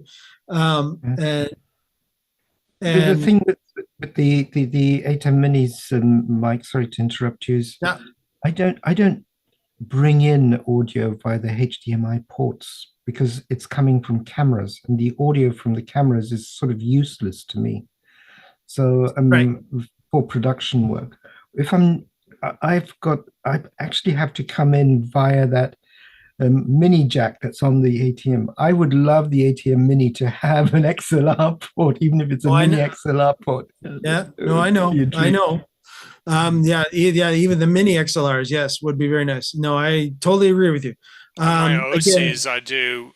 It's US. I come out of the audio mixer on USB, and then into the OC, where I combine it with whatever video signal I want. Bring that into a laptop as a virtual camera, and then push it out into Zoom. right. So again, the and Jonas is correcting me on the fact that SDI also has sync issues as well. Yes, again, it will always be your path, right? Again, it's always going to be length of cable. It's always going to be is how much transcoding. It's always going to be, okay, let me go down this road with it, knowing cameras as well as I do. So basically, it always will be that analog to digital converter that's in the camera itself that will add the delay. Now, HDMI itself as a technology adds an additional delay, which is unfortunate, where SDI does not. But again, there will always be that from sensor off of the camera to that next technology, a bit of delay. So yes, you might have a frame or two where maybe with HDMI, you might end up with 5 or 6. And again, I'm just throwing numbers out there just to give you concept of the potential of how much you could actually be out of sync. And again, of course, testing ahead of time to make sure that you get everything in sync.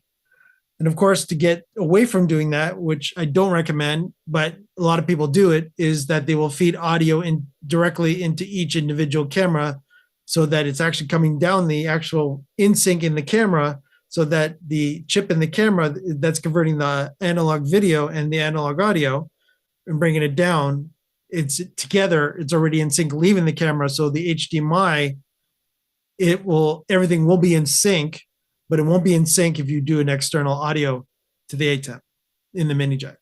That's where the problem comes into play now. That would mean then that every camera, you would have to run audio cables to that camera so that everything's in sync then. And that becomes, you can do it. It's not right. That becomes the who wants to do that, right? But again, there is enough software in the ATEM that you should be able to get pretty darn close, if not non-existent. My more problem that I have out of my ATEM is I have to be careful that Windows keeps me in sync. And that's in itself a different thing. And that has been fixed that I've seen out of the ATEM, out of the USB. But there was a time where if I actually started the computer before I turn on the ATEM, there'd be sync issues. But if I started the ATEM before I started the PC, again, plugged in USB, then everything would be fine. Did a So that was firmware update on ATEM fix that? Or did it? Yes, it did. But that was like last year. Basically I got so used to doing that I would actually do that first, is I would actually turn on all my audio and video gear first. External devices, right. Yeah. Before turning on the PC, just so that everything was on and available. And then the PC did its negotiations on boot instead of the PC doing the booting first and then negotiate with everything that turns on. Yeah. I've had Windows that issue. World, right? Right. Windows World. I mean, I'll have that issue with the port replicator. you know, and I've got a mouse and some other things plugged into it. And it's same kind of thing. Okay, make sure the devices are hot and sending signal so that when Windows wakes up, it sees the port is active. Yeah. Jason, just one other thing with the Macs. This Mac is hardly ever switched off. I'll reboot it when I have over 100 windows open in my browser, but that's the only reason I'll reboot it. I won't. It just stays on all the time. It never goes off. I can't imagine what that's like. Wow. Yeah. But it's I think it's it's really time to go effective. shopping. I think it's and I the only reason I really fell in love with Mac OS is when I realized that it's all Unix based, and I was brought up on Unix, and I know that's the way to go. Yeah, it is definitely, it's a variant. So yes, you can drop to, if you're in the Linux world or any of my Linux YouTube guys that are watching, yes, you can actually drop the terminal and start pretending. You can start actually using some, if not a lot, of Unix commands, like you can on a regular Linux platform. Well, that's really motivating. I think I have to go shopping. I mean, I'll still have to keep a Windows machine around because somebody's going to show up with a PowerPoint or a Word document or something like that. But Yeah. from a production standpoint, Well, the good news noise and too, cooling Jason, fans. is that Microsoft actually works fairly well on Macs too. Fairly well, but I'll tell anyone that's listening to this: you get a PowerPoint. I don't care what version it is. You need to check your transitions. You need to check your animations, because the animations that are built in PowerPoint for Microsoft trigger differently in order in PowerPoint on Mac. So I had a consultant one time talking about a coaching process, and she had done this diagram. And so, you know, if you use this process, it looks like this. And if you don't use this process, it looks like that. And then on a Mac, it was flipped. So she was saying, if you don't use my process, it's linear and smooth. And if you do use my process, it looks like this. It's like, why did it looks fine in my computer? It looks fine in my computer. Yeah, I'm okay with it. So, yeah, that's I not something you feel- want to find out in the show. No, Yeah. I totally relate to you. I actually do the same thing. I have a Mac Mini and a Windows machine for presentations, and I just have a switch there that goes to whatever it's being displayed to switch the sources for the projector. Oh, and you do that through your ATEM. You use that as a switcher.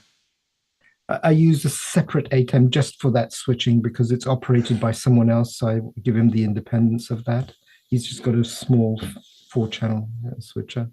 The tricky part, of course, is if you have a vanity monitor, then which one do you show? You got to be able to switch that as well. So the best thing to do would be to have, and I've tried this, but I just don't have the money at the moment to buy it.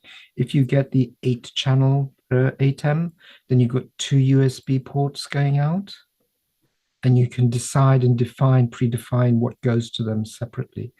So that sorts that problem out. So you can have the vanity monitor showing what it's meant to be showing, depending on what input it's got, and then you can have what's going out to the main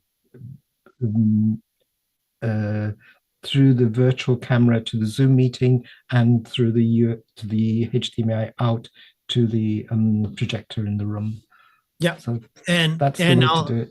And I'll add more confusion to Robert's shopping list too, because the Rodecaster video switcher had a new firmware that happened this week, and that function that Robert is looking for was already in the original firmware, but they've added more additional functionality to their latest version of the firmware as well.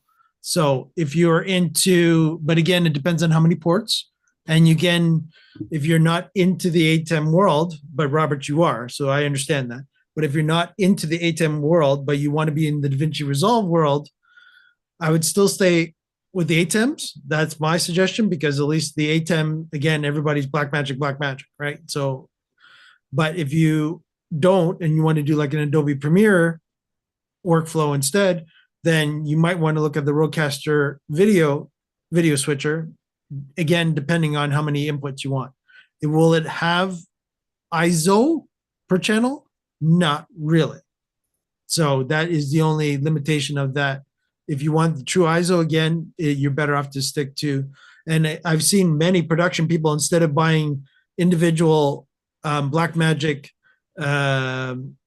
the equivalent, or of course you can use Jonas's ByteHive scenario where you're recording. Then you got as if you are a Blackmagic recorder. Then that's different. But again, what I've seen a lot of production companies do is they'll actually just have an extreme in their rack on a shelf, and its job is literally replacing 8 decks, right? 8 recorder decks, because it is the cheapest 8 recorder deck out there right now. Be it local cameras, be it, even how Andy has done it. And this takes me back to David's comment where he said, I have a Zoom Rooms custom AV setup running on an HP Z2 workstation. Do like the Z series of HP workstations. Those are beautiful machines that have 2 Blackmagic DeckLink Duos cards for 8 spigots. It's a beast. Yes, I would agree that.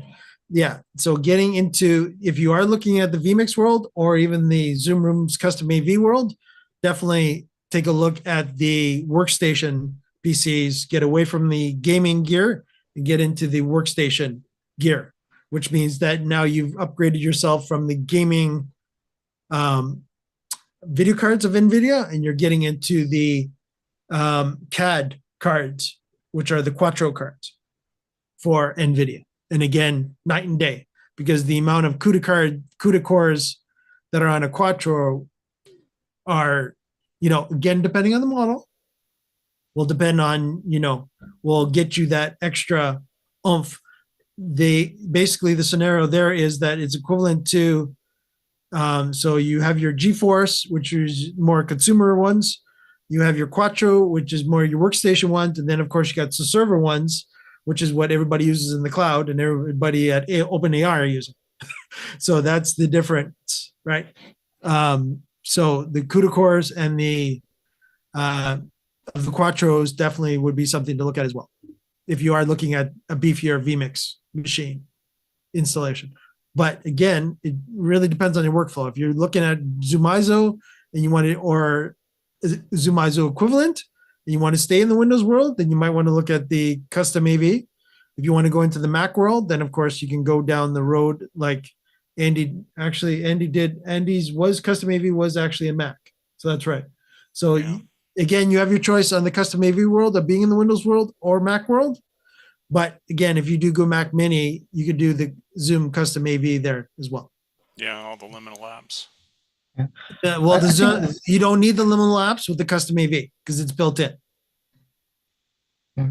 I think it would be really useful if I can, we need to put on our wish list to have a Zoom test kitchen just to go through Zoom Rooms, just to get a better understanding of what we can do from a production side on using Zoom Rooms, because I've played with it, but every time I see someone doing something, they're doing something different. So there's so much that one can do. And I think at least my level of knowledge is really minimal. Yeah, Jonas was showing it a little bit, but last week when he was here after Spatescoms. But yeah, it would actually be good if we could actually do like we normally do with David, to actually get in there and start nitpicking it apart, going, is this, Zoom ISO's over here, Zoom custom AV's over here. Is it a nicer interface? Is it an easier interface than the Zoom ISO? Probably. Is it, then start doing apples to oranges of the two, going, do I go this route? Do I go that route? Because if I go this route, I have to get at least Zoom sessions to get all the liminal access. Or do I go this route where I don't have to get Zoom sessions anymore, and I just have to get a Zoom custom AV Zoom Rooms license? And just to clarify, because you brought up Zoom sessions, when you do a Zoom sessions on a Windows, the liminal apps like tiles and things like that are not going to work, correct? Correct. Correct. Yeah. Yeah, they're currently only Mac OS only apps. So you get sessions, but you're not getting some of the things that make it really cool. Right. If you're purposely going after the liminal apps because you have a Mac, then it's not a bad idea to get Zoom Sessions 50 like Robert does with the PPA. I know that's a tough one. Instead of saying app, I know, Robert, you're going backwards on the other. I know, I got it. PPA, pay per attendee, is their terminology. So, and again, it's a 10D. You can easily think of it as a ticket, is what it really comes down to. Yeah, I like that description that was put in the chat earlier, right? So you have 100 tickets to give out essentially, or whatever, 50 or whatever the thing is. Yeah. And that's per session? Per year? No, per year. Okay. So if you did one session that had 100 attendees, then you're done for the year until you buy more. Correct. Yeah, so that might be a pinch point. The biggest pinch point that I'm trying to get right now is making my remote presenters look good, right? So like a Zoom Tiles would solve that kind of thing. I could have somebody on their phone from their car and put them in that way and look great to everybody else. Like no effort, it's just right there, just click, boom, done, put it in the layout. And so that's really appealing to me because I get people, I mean, literally from huts in Africa on a cell phone, you know, coming into a world conference. And it's like, okay, do I just run that video as it is and give the people the raw experience, or how do I try to dress this one up? And that's a pinch point for me right now. Right. Now, again, too, don't forget that Sessions also gets you access to Production Studio. Does that solve my problem? It depends on your use case. Go ahead, Robert. Yeah, Jason, the thing about Sessions and Production Studio is if you, and I've just realized why I can't say this PPA, because I think it's from the video where you say play per view or price per view. It's you say the whole word. You pay per view. You don't abbreviate it. And suddenly you're coming with this abbreviation for something that you don't understand the meaning of. It just gets awkward. But with Zoom Sessions, if you go for an annual license and you put that onto your account, you will get a webinar license automatically. Which I already have that. Okay, but you don't have to pay for that webinar license in addition, because you've got it in the sessions. It appears as a webinar license. Now that webinar license can be used to run a webinar with Production Studio. So you suddenly get Production Studio in the webinar, and you don't have to run a session with all the complications of Zoom Sessions. You can just run a classical webinar, but you have the Production Studio in it. And that is cool. Yeah. There are a lot of little, Jason, I would suggest if you want to get more into Sessions, to join Ray, John, and I. Sorry, Mike. I've misspoken. You don't get Production Studio. You get Backstage, not Production Studio. You get Backstage. In other words, with your webinar, you have a backstage where people come in and they're not on the main stage, and then you move them across. And that is really cool because it allows you to manage your talent as they come in, and it also allows you to end the webinar for the attendees and maintain the webinar, dump them out, and maintain the webinar for the talents, the panelists, which is for the panelists for a debrief or whatever needs to be done. So that is really cool. Sorry, I missed that. No, Robert, I'm double checking that right now. You can Production Studio is available for Zoom Sessions too. It's available for Zoom Sessions, but it won't be available if you run a webinar using the Zoom Sessions license. You'd have to run the webinar inside of the session. While what I'm saying is that you can just initiate an ordinary webinar. Oh, Okay. not Yes. through sessions, but just through your normal Zoom webinar type Right. protocol, where you can and use it looks exactly the same as the webinar license, except you have that additional option where you can have backstage, switch on backstage or not. Yeah. Right. Yeah. So Does so that yeah. does that webinar attendance count against your session license pay per attendee It's not in the paper attendee, it's in the in the annual plan? license, in the annual plan. Yeah. Okay. All So right. I've actually gone down that route because I do a lot of webinars, and I always had a small license and a big license.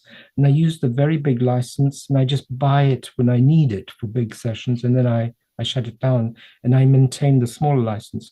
So now I use the sessions and build the webinar price into that. And then the sessions license doesn't become so expensive. Then you take the sessions and you say, what do I pay for all the Luminal apps? And then you suddenly realize that you're actually Coming out making ahead. something out of it. Yeah. You're coming out ahead. Yeah, that's the homework that I got to do because I'm right in that. I'm exactly in that same path. Mm-hmm. So, all right, Yeah, guys, so time for me to go. Thank you very much. Thanks, Thank Jason. you, Jason. Thank All you, right, take Mike. care. I'm See you about next to time. leave as well. See you guys. Bye. All right, Mike, Robert, are you going take to care. play that music? I at the will end? see what I will see what I can do. So I will stay on for 2 minutes just to listen to that. oh my. All right. Let's see how I can do this now. I guess I can share it. Why can't I share it? Of course I can share it. Yeah. All right. Let's share it. That sounds like that'll be the easiest way of doing this. All right. So here we go. All right. So that, and then share audio, and we'll make sure that it's stereo high fidelity. Why not, Robert? Eh? All right. So there we go. So, all right, Robert, choose it for me. You want some deep, you want some deep house? Or I'm just going to go after one of the jingle ones. We'll take it easy on everybody here. All right. And I'm going to make sure I don't blast it. There we go.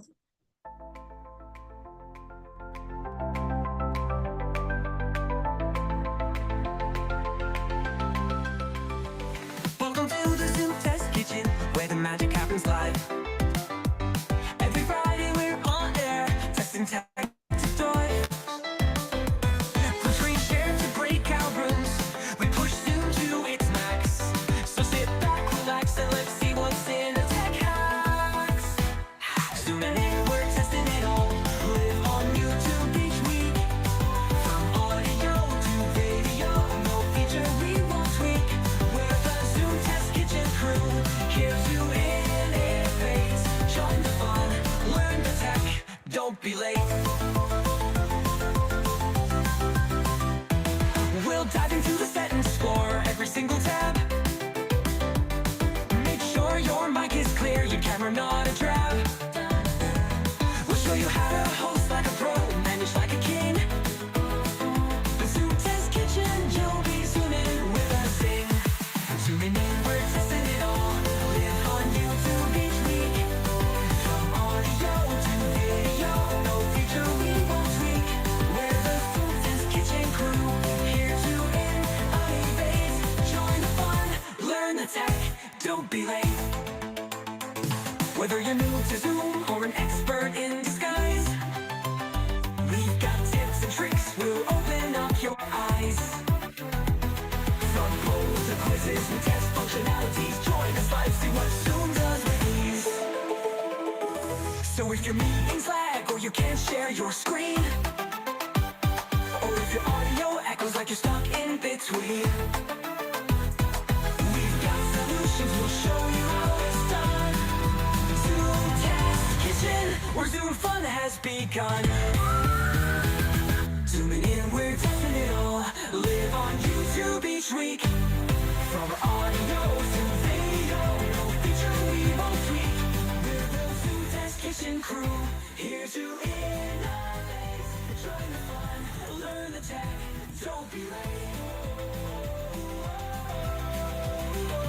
So zoom in, don't miss out on the step that's we lead. Every Friday, Zoom Test Kitchen, where you'll succeed. We'll make your Zoom meeting smooth. Keep the tech in check.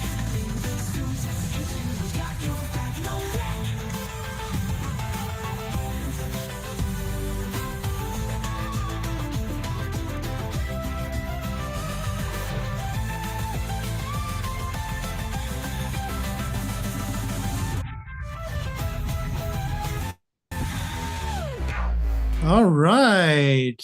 On that note, thank everyone for joining us this week on Zoom Test Kitchen. Don't forget to like and subscribe to our channel to let YouTube know how much you like our content and our tunes as well. And definitely give some love in the chat if you love that tune. And don't forget, we're here every Friday at 3 p.m. Eastern and 12 p.m. Pacific. And we'll see everyone next week for another edition of the Zoom Test Kitchen. Take care, YouTube.